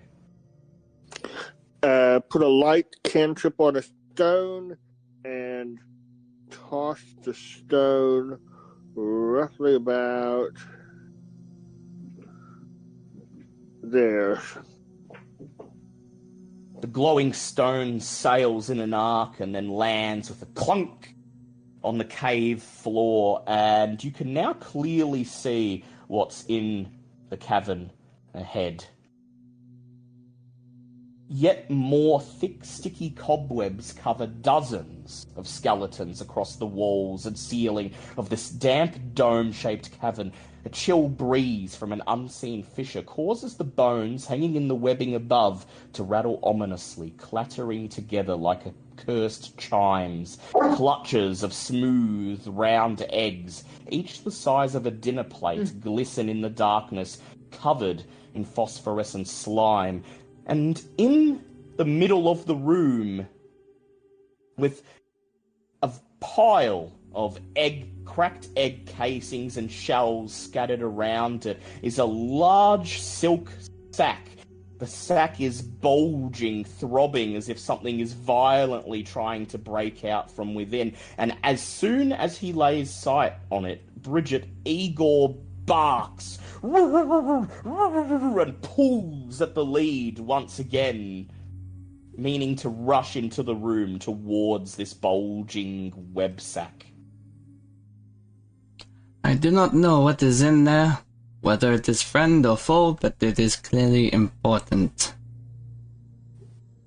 Just be careful, it's not some sort of egg sac or something to that effect.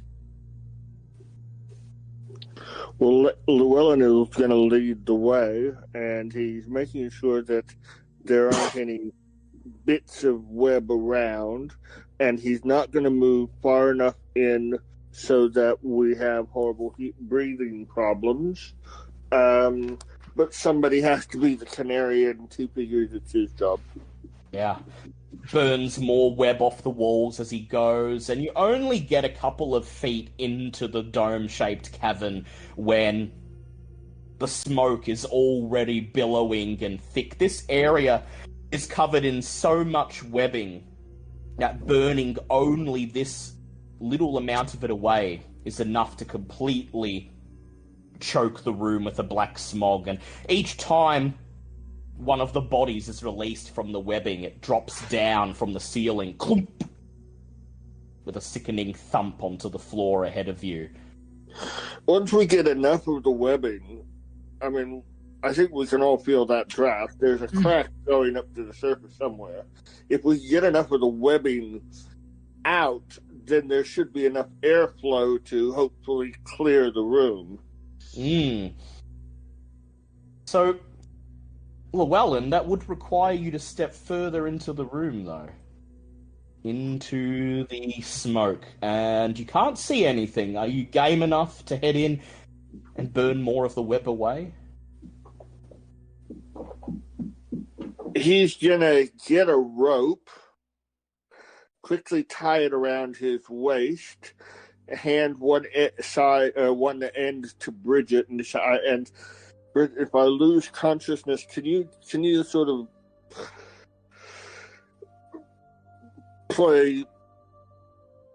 Can you pull the rope and pull me out? Presuming that I know that you have fallen unconscious? Sure.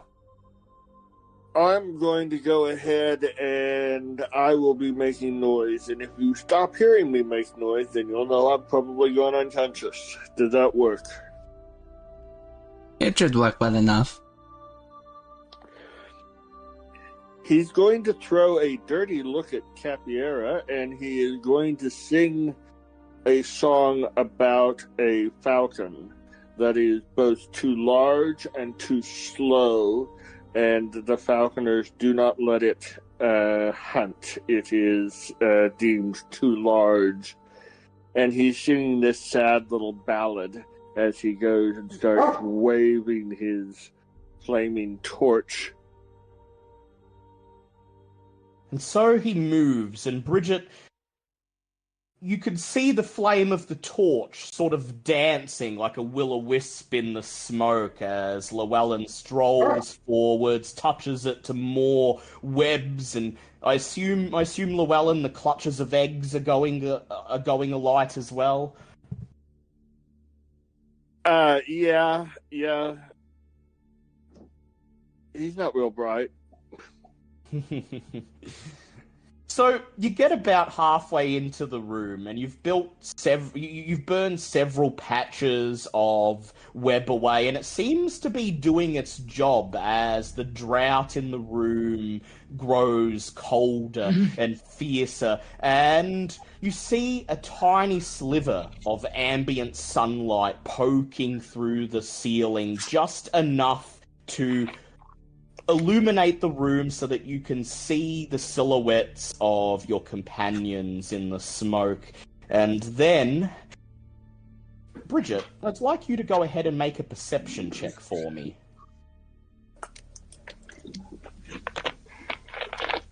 That is a 16. 16. You watch as Llewellyn's silhouette moves forwards through the smoke, and he approaches the sack in the middle of the room, the bulging, throbbing thing, and begins to burn away the patches of web around it. Suddenly, at your heel, Igor whimpers, and you see creeping out from an alcove behind the pulsating fleshy sack thing, a tall, vaguely humanoid shape with shiny black skin creeping towards Llewellyn. It extends two long pointed appendages ready to grab him and pull him into its embrace. And that's when you call out Llewellyn's name and yank the rope, I presume? Yep. This immediately just yell out and then pull. Llewellyn, you feel the rope tugging at you. It pulls you back just enough so that you avoid being impaled by the long, spindly black thing that leaps out of the darkness. And then you scramble for your weapon. The hideous, bloated figure evokes a mutant mingling of human and arachnid, possessing the beauty of neither and the ugliness of both. Clawed, spindly, multi-jointed limbs hang from a bulbous, stunted body. Multifaceted eyes and a pair of chittering mandibles complete the grotesque picture. And as the Ettercap lumbers forwards, you hear the sound of hundreds of skittering legs as swarms of spiderlings that somehow survived the onslaught come scurrying out of cracks in the walls, ready to answer their master's call to arms. Everyone, go ahead and roll initiative, please. Can do. That's less than fantastic. That's 23. 13 for me. 13.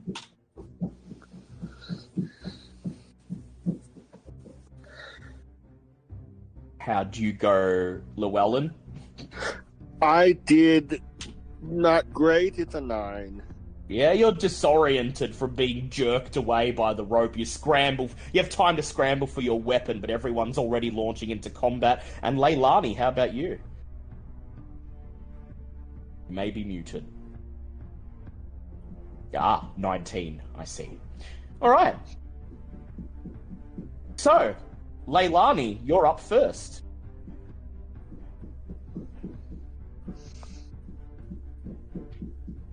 If you're with us, of Leilani, are you course. muted?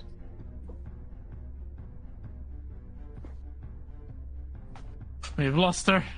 Leilani takes a step forwards. She snaps her finger, and a fireball appears.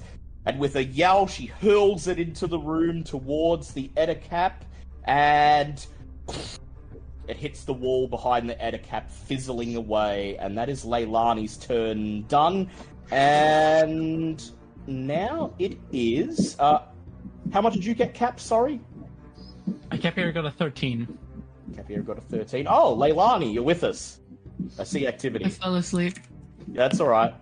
We've just Hold it. entered combat with an Ettercap, and you're up first. Oh, okay. You are the sleepiest person I know. We do run our Well, games fairly late in the evening. Fair enough. I work. Time. Working sucks. Anyway, We should be able to sleep whenever. Produce flame attack. Produce flame at the Ettercap. Go ahead. Yeah. You do have a spell slot, but I guess you're saving it. Natural 20. Ooh, very nice. And I Yeah, will that's allow the time to do it. Yeah, I'll allow that to crit. Go ahead, max damage and roll again. I rolled max damage again, so 16 total. Nice. That's amazing. Well done. Well done. Let's go down to 16. Yeah, very nice. The flame sails in an arc across the room, and as the silky black bulbous thing crawls forwards, you strike it in one of its appendages, and it rears back silently, shrieking. Anything else you'd like to do? That's it for me. That's it? Alright. It is now the Ettercap's turn. Seeing Llewellyn scrambling for his weapon, it skitters forwards, and it is going to first try to attack with its claws to subdue you. Llewellyn, that will be a 13 to hit. That would be a big miss. The shield slides in, clunk, deflects the blow. The Ettercap chitters. Its fangs shine in the light, and its head arcs forwards, going in for a bite. And that will be a 16 to hit. That too will be a miss. Whirl around, and the tip of the shield strikes the Ettercap's fang, sending it flying backwards in pain as you spectacularly parry the blow. Then it's the spiderlings' turn. They begin to scurry across the cavern. One of the group straight towards Bridget. And Bridget, that will be a 22 to hit. Definitely hits. Hundreds of tiny legs scurry up your body. Your skin itself seems to tickle, and then you feel the pain as their fangs go in. The good news is, being this young, they are not venomous yet. The bad news is, getting bitten by about 30 spiderlings at the same time means you take 11 points of piercing damage. Oh, woof. The second swarm of spiderlings rushes to Llewellyn to defend its Ettercap master. And Llewellyn, that will be a 19 to hit. That's gonna hit. You're defending yourself from the Ettercap. You don't notice the little spiders at your feet until they're already crawling up your armor, squeezing through the cracks in the plate, and then they get to work. You take 9 points of piercing damage. The third group of spiderlings scurries through a crack in the wall, and pop comes out behind Capiera and Leilani. Barreling towards them, it flings itself at Capiera, and that will be a 16 to hit you, Capiera. That just beats, I should say. You do a sort of clumsy pirouette to try to get out of the way, and you manage to knock several of the spiders back, but there's way too much. They quickly begin clambering over the tip of your rapier up your arm, and you take 12 points of piercing damage as they set in to do their work. Sorry, how much was that? That will be 12 points of piercing damage. Woof, I'm almost down. Should make quick work of them. Alright, Capiera, you're up next. Alrighty. Yeah, I'm not keen on these spiderlings digging into me, so Capiera is going to viciously swipe at them at the ground around her with the with her rapier. Go ahead. Which is not going to hit, I'm sure, because that was a 8 to hit. 8 to hit, yeah. You skewer one of the spiders, but it's one spider out of like 50, and the rest of them quickly reconvene into a single black mass to redouble their efforts. Anything else you'd like to do? I don't think there is anything else I can do. We go now to Bridget. Bridget is high-key kind of freaking out now and just wants to just keep slashing at the spiders with the sword. Yeah, you got a big sword, and it can cover a lot of ground, so maybe you could squish a few. Let's see how you go.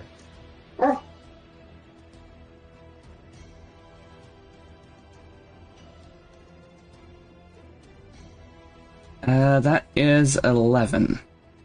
An 11, that's a hit. Go ahead, roll the damage.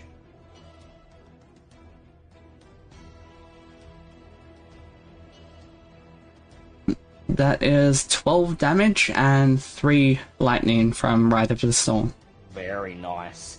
Backing up against the wall, you sort of use your grey sword like a club, using the flat of the blade to crush the spiders in front of you, mashing them to bits, and you manage to crush about half the swarm. It's much smaller, much less threatening now, but there's still a few left. Anything else you'd like to do?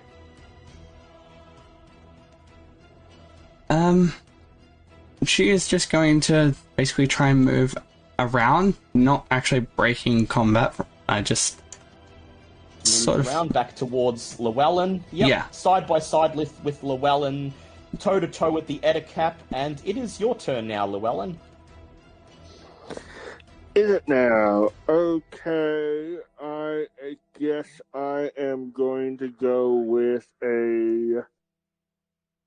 I think I'm going to go with a Searing Smite. And Probably a good idea. I think I actually need to have hit before I specify that. But, you know, I am in fact going to... Yep, so you cast the spell, and your flail glows with energy, but you still need to make the melee attack. And I have a dirty 20. That is a hit. Roll the damage, and don't forget to add an extra 1d6 fire damage, and cause the target to ignite in flames. And I will ask you, targeting the Ettercap or the swarm of spiders next to it? Oh, I'm going after the Ettercap. Yeah, the boss. Alright, go ahead. Roll the damage. That's 8 damage. Plus... Hang on a second. I'm just trying to call up the spell so I know exactly what to roll. 1d6, and it has a save, a con save of 14. Yeah, on a fail save. Yep. That's it. Yeah, that's to see if it catches on fire. Yes. And that's an extra 4 points of damage, so 12 total. 12 total, definitely better than nothing. I'm going to roll its con save on its next turn, but as the flail lashes out, it becomes a ball of fire, striking the Ettercap, causing it to chitter in rage and fury. Is there anything else you'd like to do, Llewellyn?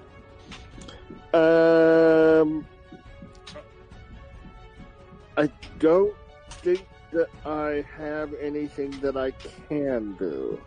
But thank you. I don't have anything else I can do, sorry. Alright, back to the top of the round. Leilani, you're up. Leilani's gonna go look at Capybara, and she's going to cast Cure Wounds on them. Oh, thank you. Very nice. Good use of your spell slot. And for 10 healing. Oh, thank you. I was on 4. Yeah, she reaches bonus out. action, she's going to command her wolf to do a flame seed at the spiders in front of it. The wolf howls, his fur bristles with energy as Plus my... sparks of flame shoot off him, and do any of them hit? That's like a 9. A 9, Hit. unfortunately. Well, the good news is that one of the spiders gets burned to a crisp in front of you, but the others quickly scatter and the flame fizzles into the compacted earth. But that's okay. Your Cure Wounds pretty much seems to have saved Capiera's life. And we then go to the enemies. So the Ettercap is up first, chittering with rage. He straightens up his bulbous form, locks eyes with Bridget, and opens his mouth, shooting a globule of web with a sickening dripping sound. And Bridget, that will be a 16. That hits. You take 1 point of bludgeoning damage as the globule hits you and quickly unfolds into strands of tangling web, rooting you to the spot. And then the Ettercap points one of its claws to you and chitters, and the swarms of spiderlings gather round, going in for the kill. Swarm of Spiderling 1 will roll with advantage to hit Bridget, and with advantage, Bridget, you're lucky, it's going to be a 6. You may be wrapped in webbing, but Igor is close at hand, and he growls, snapping, pawing at the spiders, preventing them from getting to you. But the other swarm comes in from the other side, and rolling with advantage, that will be a 17 to hit. That does hit. You struggle against the webbing, but basically immobile. You have no way to fight off the spiders as they swarm over your body, and you feel pinprick after pinprick as hundreds of fangs pierce your skin, and you take 10 points of piercing damage. As a reaction, I'm going to use the stone's endurance ability. Endurance? Yeah, go ahead. How much of that do you soak?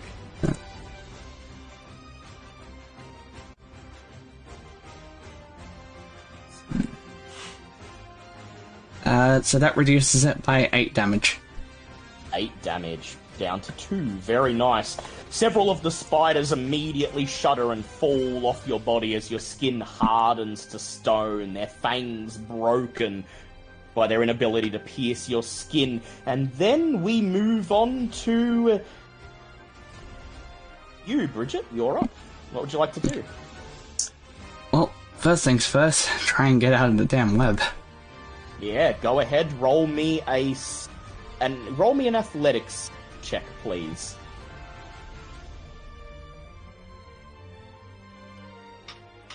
That is a nat 1, so I'm going to use that inspiration. I've got that. Go ahead. Definitely a good... No better place than now.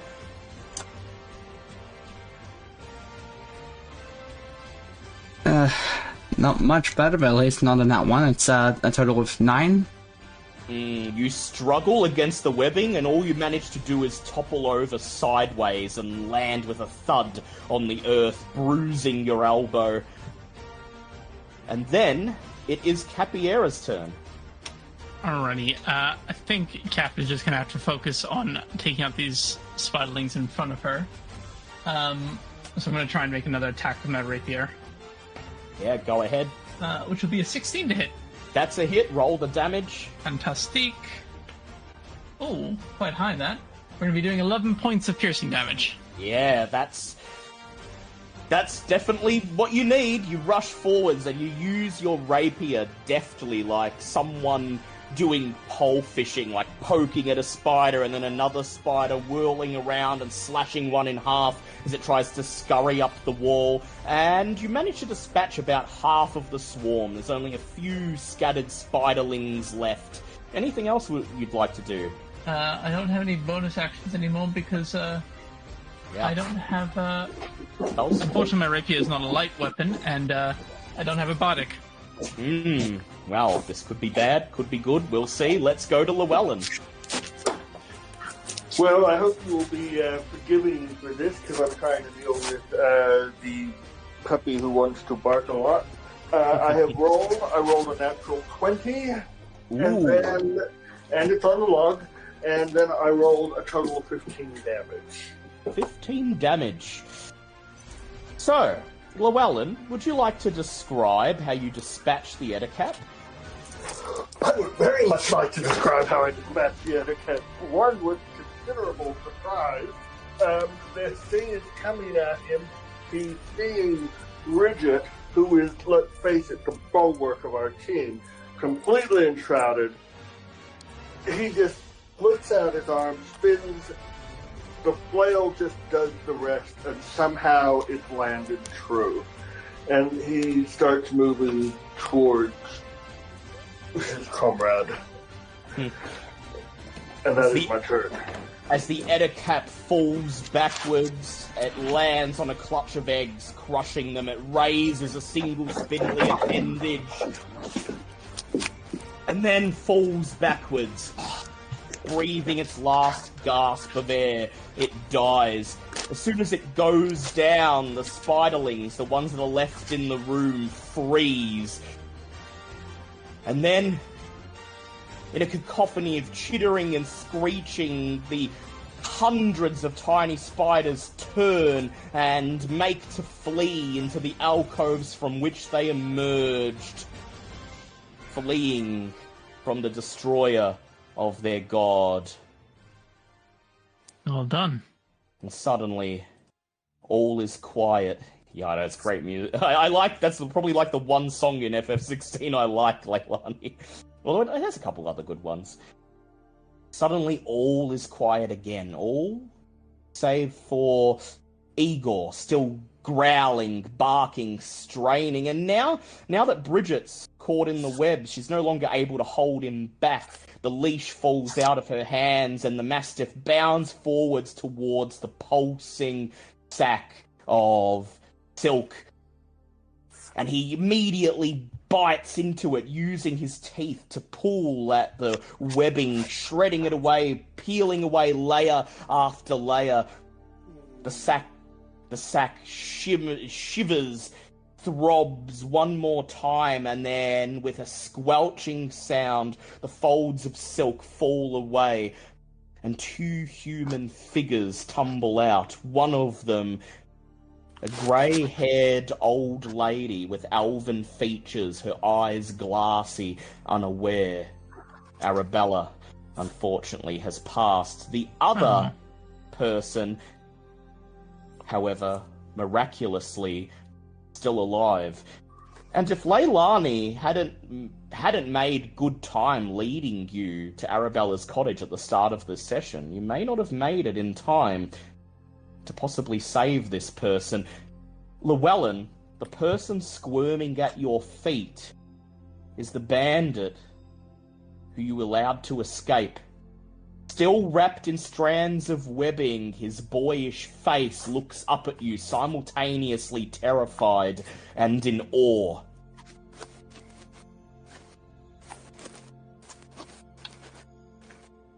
Well, again. You're the one from... I told them you wouldn't let it rest. I told them, but they wouldn't listen. Maybe you should be choosing different people to talk to from now on, what you said. Says nothing in response. He just continues squirming, struggling at the webs. And then he looks over at Igor. Igor walks up to him and plants a big wet lick on the bandit's face. He squirms, twists his face in disgust. He says, No! Oh, must I be subjected to this torture too? Yes. Go and help Bridget get out. Takes a few seconds to pull the strands of web off him, and then he climbs to his feet, staggers weakly towards Bridget, and... No, I mean, I go and help. Yep. I wasn't giving him an order. You leave him with Igor, turn, and it only takes a few minutes for you to free Bridget. Now that there's no fight going on, there's no pressure, and Bridget, once the rebs are free and you could move again, you breathe a deep sigh of relief and then step forwards towards where Igor has his body... has the bandit pinned under his body, still wagging his tail like a puppy, licking the boyish bandit's face over and over. The bandit squirms. Ugh! Disgusting! Oh, it smells! Oh, it smells like... Oh, stop! Get this beast! Get him off me! Bridget is going to walk over to Igor, or more accurately, kind of stumble, given that she took a bit of a beating there. So probably still some white venom in the system a little bit. Or at least blood loss, stuff like that, because a lot of damage. Looking quite pale. Yeah. And when more like porcelain than stone. And when she gets to Igor, she's just going to look at Igor, look at the bandit, look between them, and then say to Igor, lick him again. The dog barks, and plants a big, sloppy lick over the bandit's mouth. He coughs and splutters. Okay, I get it. I need to be punished. I've made some bad choices, but please, I want nothing more to do with any of this, I swear. Cut me free and you'll never see me again. Bridget, is it my imagination that there's no way Igor would like this boy if this boy had been cruel or abusive to the pup? I'm right there, aren't I? He certainly does not seem fond of the licking. No, he doesn't, but Igor clearly likes the boy. Stupid dog, squirms the bandit. I give you my rations a couple of times when no one else would. I let you sleep under my hammock when I'm not using it, and this is what I get in. Oh! He splutters as another lick is planted on his face. So the boy is incredibly stupid and is not aware that the fact that the dog likes him might convince us not to execute him summarily for banditry. I look to see if the boy gets my meaning, is he picking up what I'm putting down? Make an intimidation check for me, please, Llewellyn. Okay, see how imposing you look. Can Bridget assist with that? Just sort of planting the tip of the sword just right next to his head. Yeah. Do I get that with advantage then? You do, with Bridget helping you, yes. Well, because I had a +6 on intimidation. It is, in fact, the best thing I am at. So I rolled a 16 and a 17. The dog licks him one more time, and still not getting up from its spot on his chest.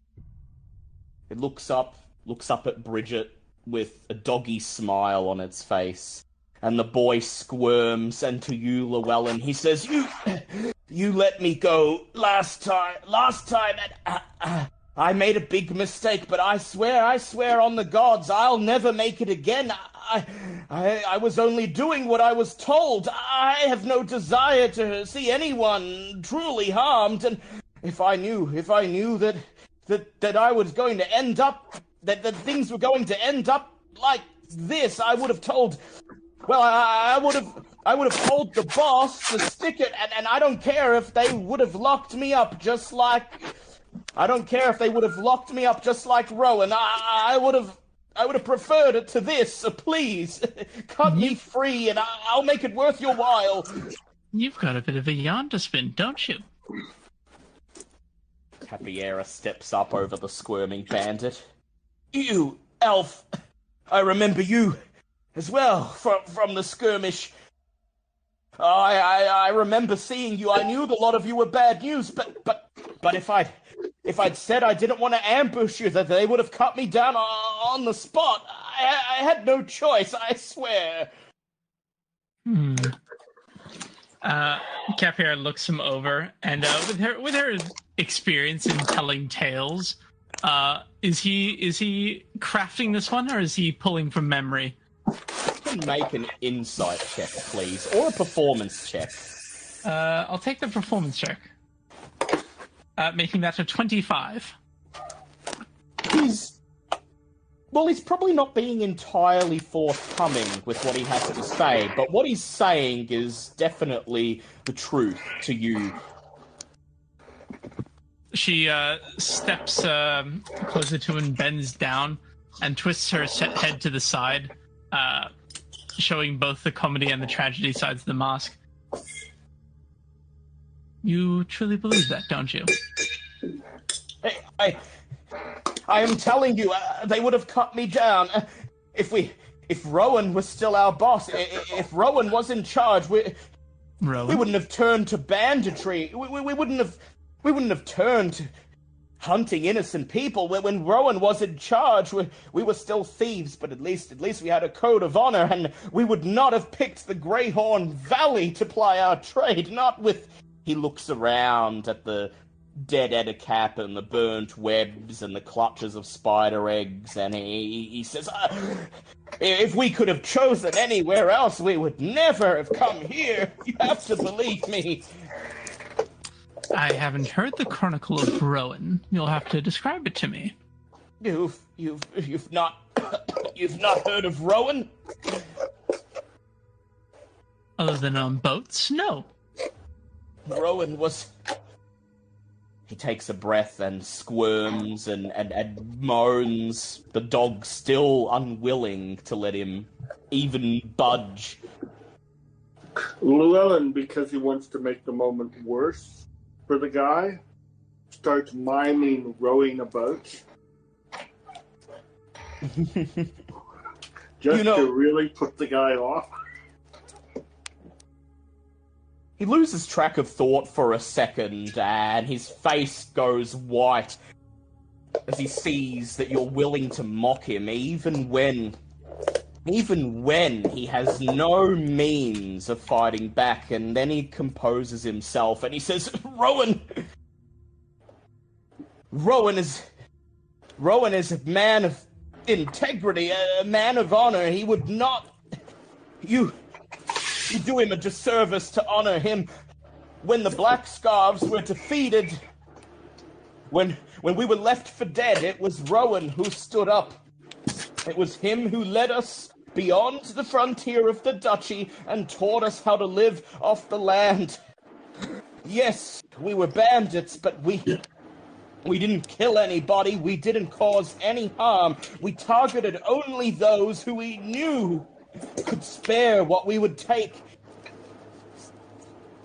And we used it only to assure our own survival. And then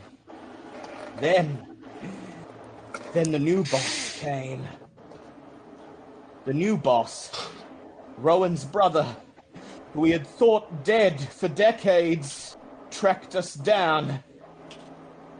And he said it was time to restore glory to the name of the Black Scarves, and that once again the people would cower in fear when they heard of us, when they saw us.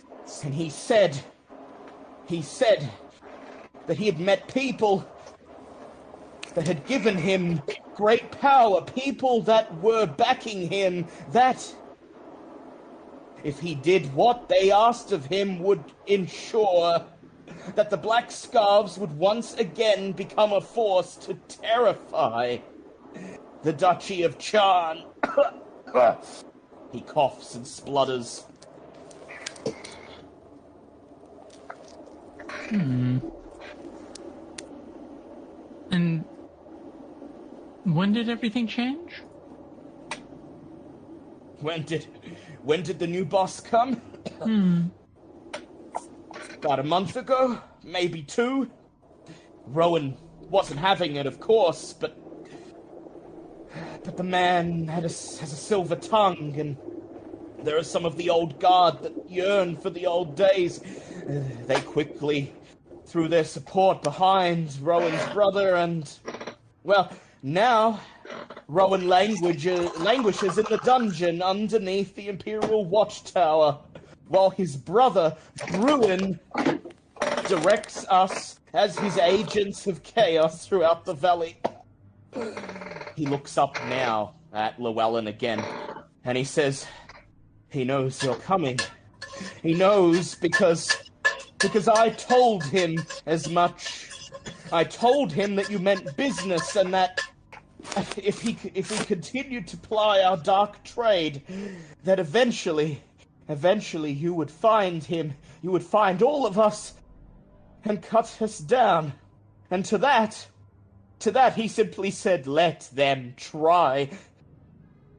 And he said if you'd have any hope of getting to him, you'd need to pass through the Razorvine. And there was only one person who'd be able to help you. And so he sent me and 3 others to Arabella to take the hermit during the night and bring her back to our headquarters. Except she was ready for us. And oh, did she put up a fight. His eyes glimmer as he recalls what surely must have been a grand battle. And she would have gotten away. She would have given us the slip if not for the spiders. If not for the spiders who came out of the cave and took advantage of the chaos to drag each and every one of us to our deaths. And we couldn't fight them. We couldn't fight them because their venom. Get enough of their venom in you and you lose track of who's friend and who's foe. We had to put Johnston down, riddle him with our own arrows just so he wouldn't cut my head off. He splutters once more. But then he says, "Now, you've heard what I have to say. Get this beast off me. Cut me loose and I swear I'll never bother anyone again. I'll even make it worth your while for saving me, not just once, but twice." Bridget is going to click her fingers and point at the ground to get Eagle to come next to her. And she's going to just lean towards the bandit and say, "I'm glad that your servant knows we are coming. The wolves are at his door, and when we're through with him, his black scarf will run red." I would wish nothing but that. Bruin is a cold, merciless man, and the people he is working with, well, I've not seen any of them, but I've heard things, I've heard whispered tales, and if any of them are true, then what will come to pass can mean only bad things, not just for me, but for you, for everyone in this valley. What do they describe? Return of the Black Star. He breaks off into laughter, hopeless, broken laughter. The return of the Black Star. The return of the calamity that ravaged this valley. The thing that laid waste to the Imperium of Thule.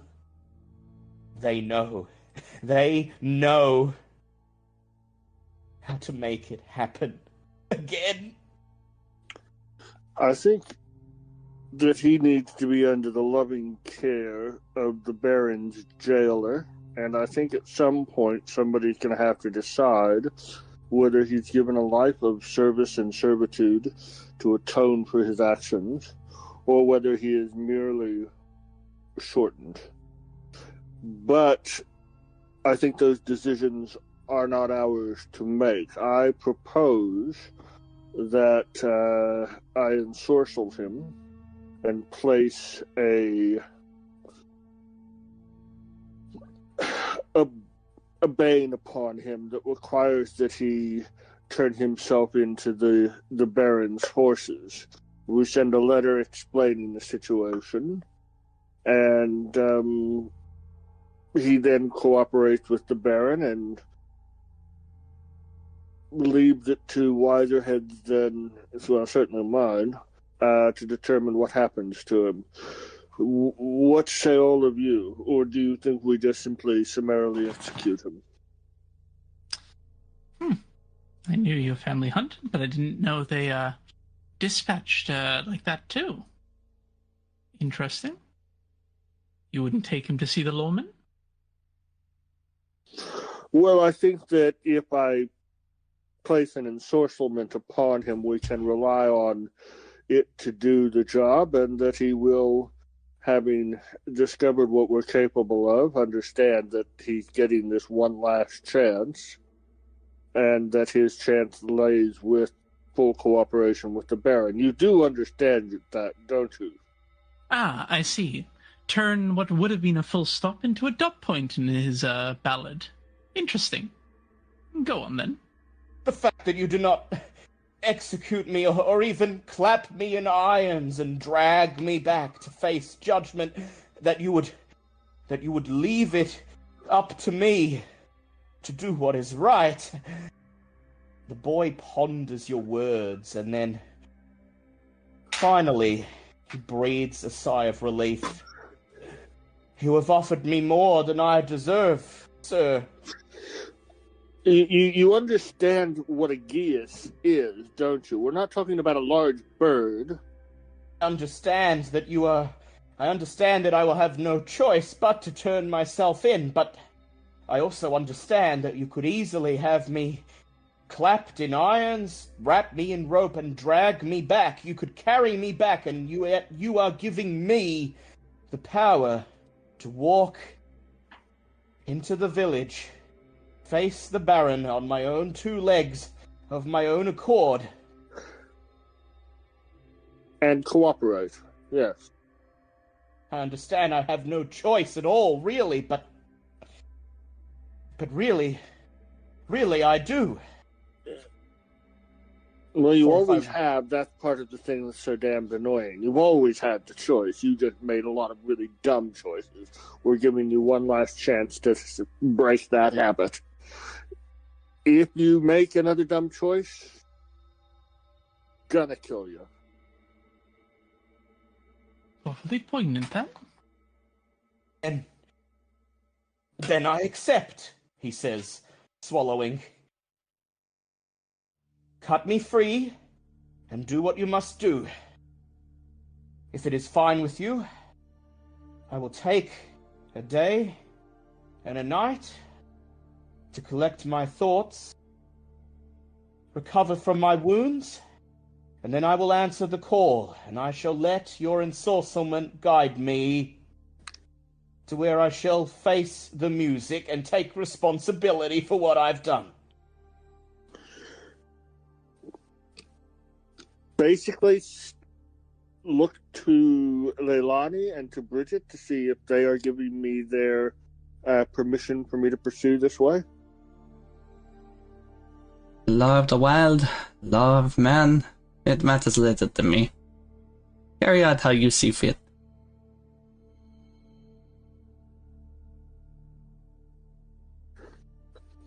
He's going to set the guy free, assemble for him a very small envelope of, some just cast off clothes that I have, so that he can wear stuff that's not covered in blood and shit and all that sort of stuff, and a small amount, like a day or two's worth of food, which I'll scratch off.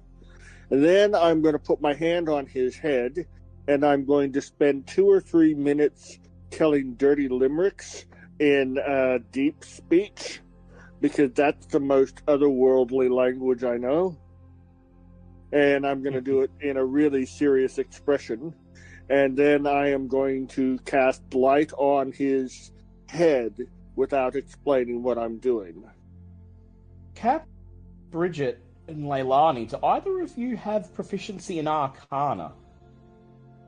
Oh, no. I No. actually do. No.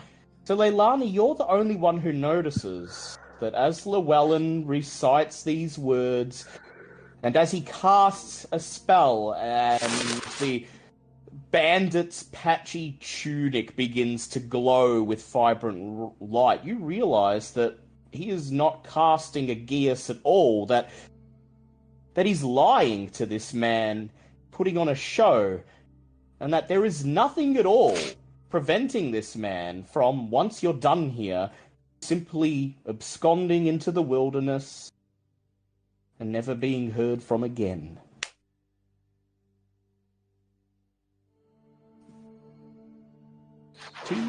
Leilani won't say anything. She just watches. She just watches. And when it is done, the bandit... Go ahead. I'll tell him to go ahead and eat the food. I'm just going to write out a note for the Baron explaining why you're there, and that under the auspices he's granted us, we have placed the lad under arrest, and that he has agreed that his last chance for salvation is complete capitulation and cooperation. And I'll spell out the whole terms of the agreement. And I explain that this guy knows people, and he may very well know the names of the people who are in the Duchess's court, who have the authority to lock people up in the Duchess's cells, and that those people are also behind the black scarves, and that this is a really important line of investigation. The man listens silently, nodding at the end of every sentence, And then when you're done, he pulls himself to his feet, looks around, stretches his arms, flexes his fingers as if he's still in utter disbelief that he is even still alive. Had you arrived a few hours later, you would have ended up as the meal of the Edicap and his spiderling army. And even though you're sure that this man is probably got decades of hard time ahead of him, there is something in his face, Llewellyn, that tells you that he is genuinely grateful that you've given him a chance. That you've let him turn his life around. And although it's a miserable life ahead of him, the fact that he has this chance at all means an awful lot. Well, he says, awkwardly, Is it done? I don't feel any different. Oh, I cast a geas when earlier. The glow that is all around you at the moment, that'll be gone in a few more minutes. Take this letter, give it to the Baron. They'll lock you up. I'm sorry. I'm not sure how the Baron's going to proceed. You're going to need to cooperate. But so long as you do cooperate, I think that they will probably take good care of you. I will cooperate, he says, and there's a firm sort of resolve on his face. I swear, upon the gods and upon my own life to you, that I will atone. Okay, well, we know that you don't really think very much of the gods, and we know you don't think very much of yourself because you've never looked after yourself. Let us agree that you're going to spend some time figuring out what you actually do care about. And when you have figured it out, then you can make an oath. At the moment, what you are mouthing are just words. But that's okay, so long as you try to honor the agreement. Now, here's the document. Off you push. Press it into his chest. Go ahead. He steps back, he takes it, and as his boots crunch over the concrete, you watch him silently make his way to the mouth of the cavern, and when he reaches it, he stops, peers down at the shred of paper, and then he looks over his shoulder, and he says, well, I'll get my affairs in order, and I'll turn myself in. Yes, I think I've got a lot of things to think about. And I thank you that you've given me that chance. And then he turns to step out of the cave. And here is the final question for you, Llewellyn. Do you trust him? Do you trust that once he steps through the mouth of that cave, that you will see him again?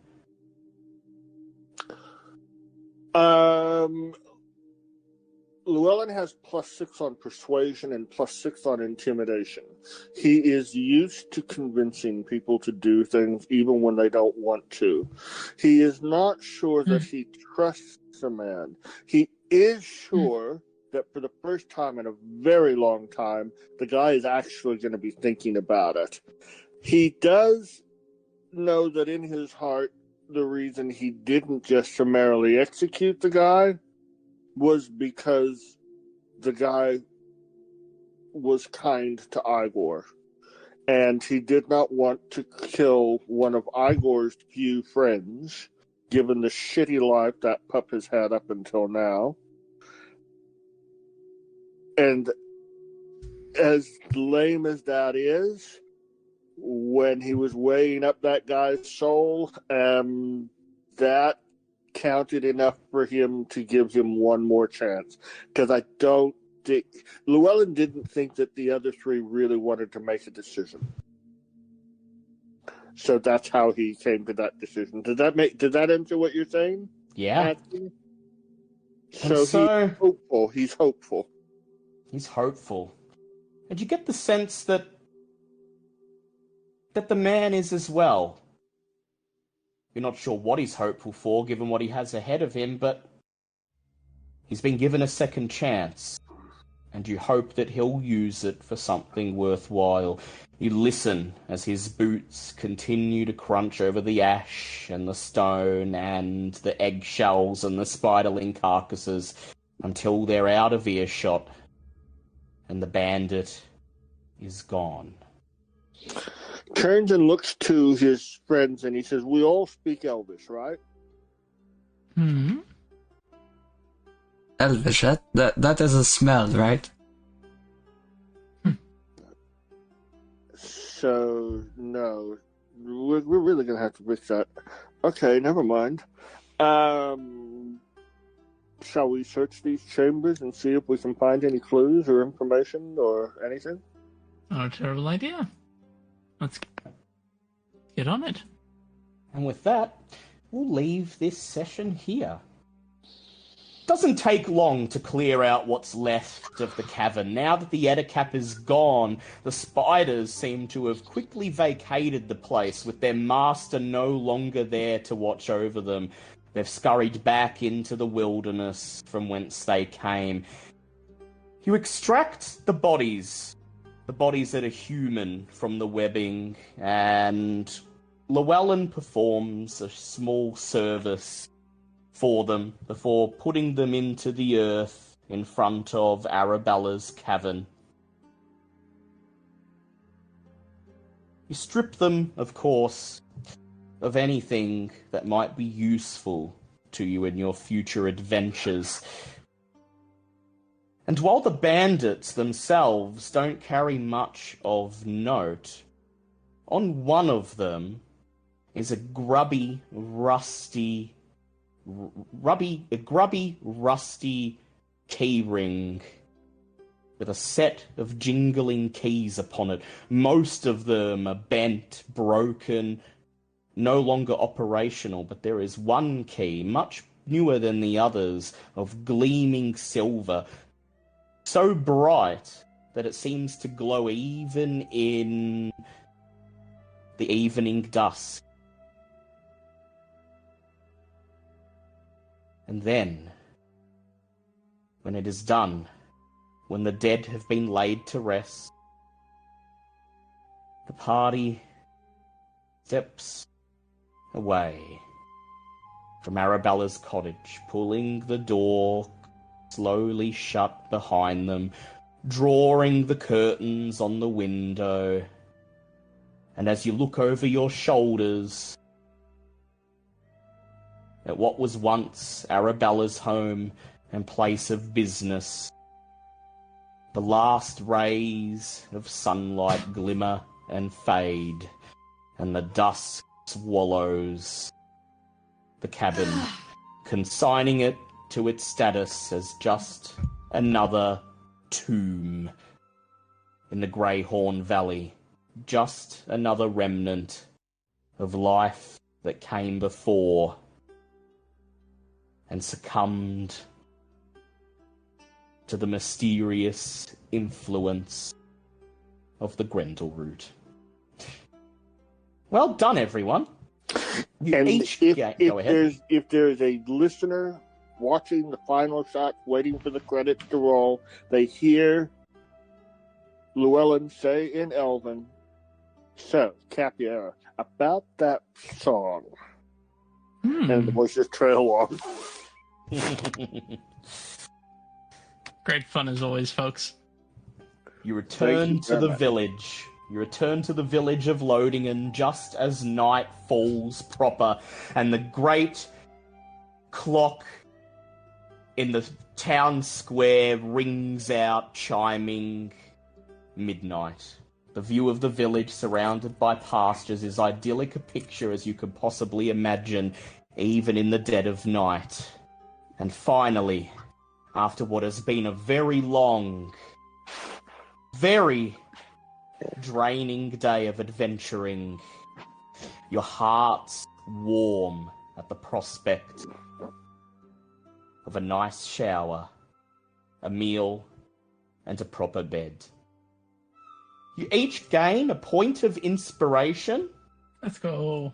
and would anyone like to attempt to identify the amulet that Capiera found. I think the Blood Hunter would probably be best suited for that. I mean, I'm assuming it would be like Arcana or something. Be an Arcana check. Yeah, I'm actually not proficient in Arcana. Leilani, would you like to try to identify it? And that is a nat 20. Oh, wow, Leilani. okay. So I will tell you that this is a clockwork amulet. Hmm. It is a common, wondrous item. Copper amulet contains tiny interlocking gears and is powered by magic from Mechanus, a plane of clockwork predictability. A creature that puts an ear to the amulet can hear faint ticking and whirring noises coming from within. When you make an attack roll while wearing the amulet, you can forego rolling the d20 to get a 10 on the die. Once used, this property can't be used again until the next dawn. Ooh. And it does not require attunement. Okay. Interesting. And of course. Yep, you may add that to you unless... if you want to take it. I mean, I'll have it for now unless anyone else wants it. Anyone else interested in it? No, thanks. What about you, Bridget? Not really. I think Bridget's, seen one too many, magical trinkets. And that's just one trinket that was one too many. So that leaves Capiera with the only one with magical items for now. But don't worry, there's plenty more to come. As I said, you each get a point of inspiration and, before next session, a long rest as you return to town and recuperate from your long and arduous adventure.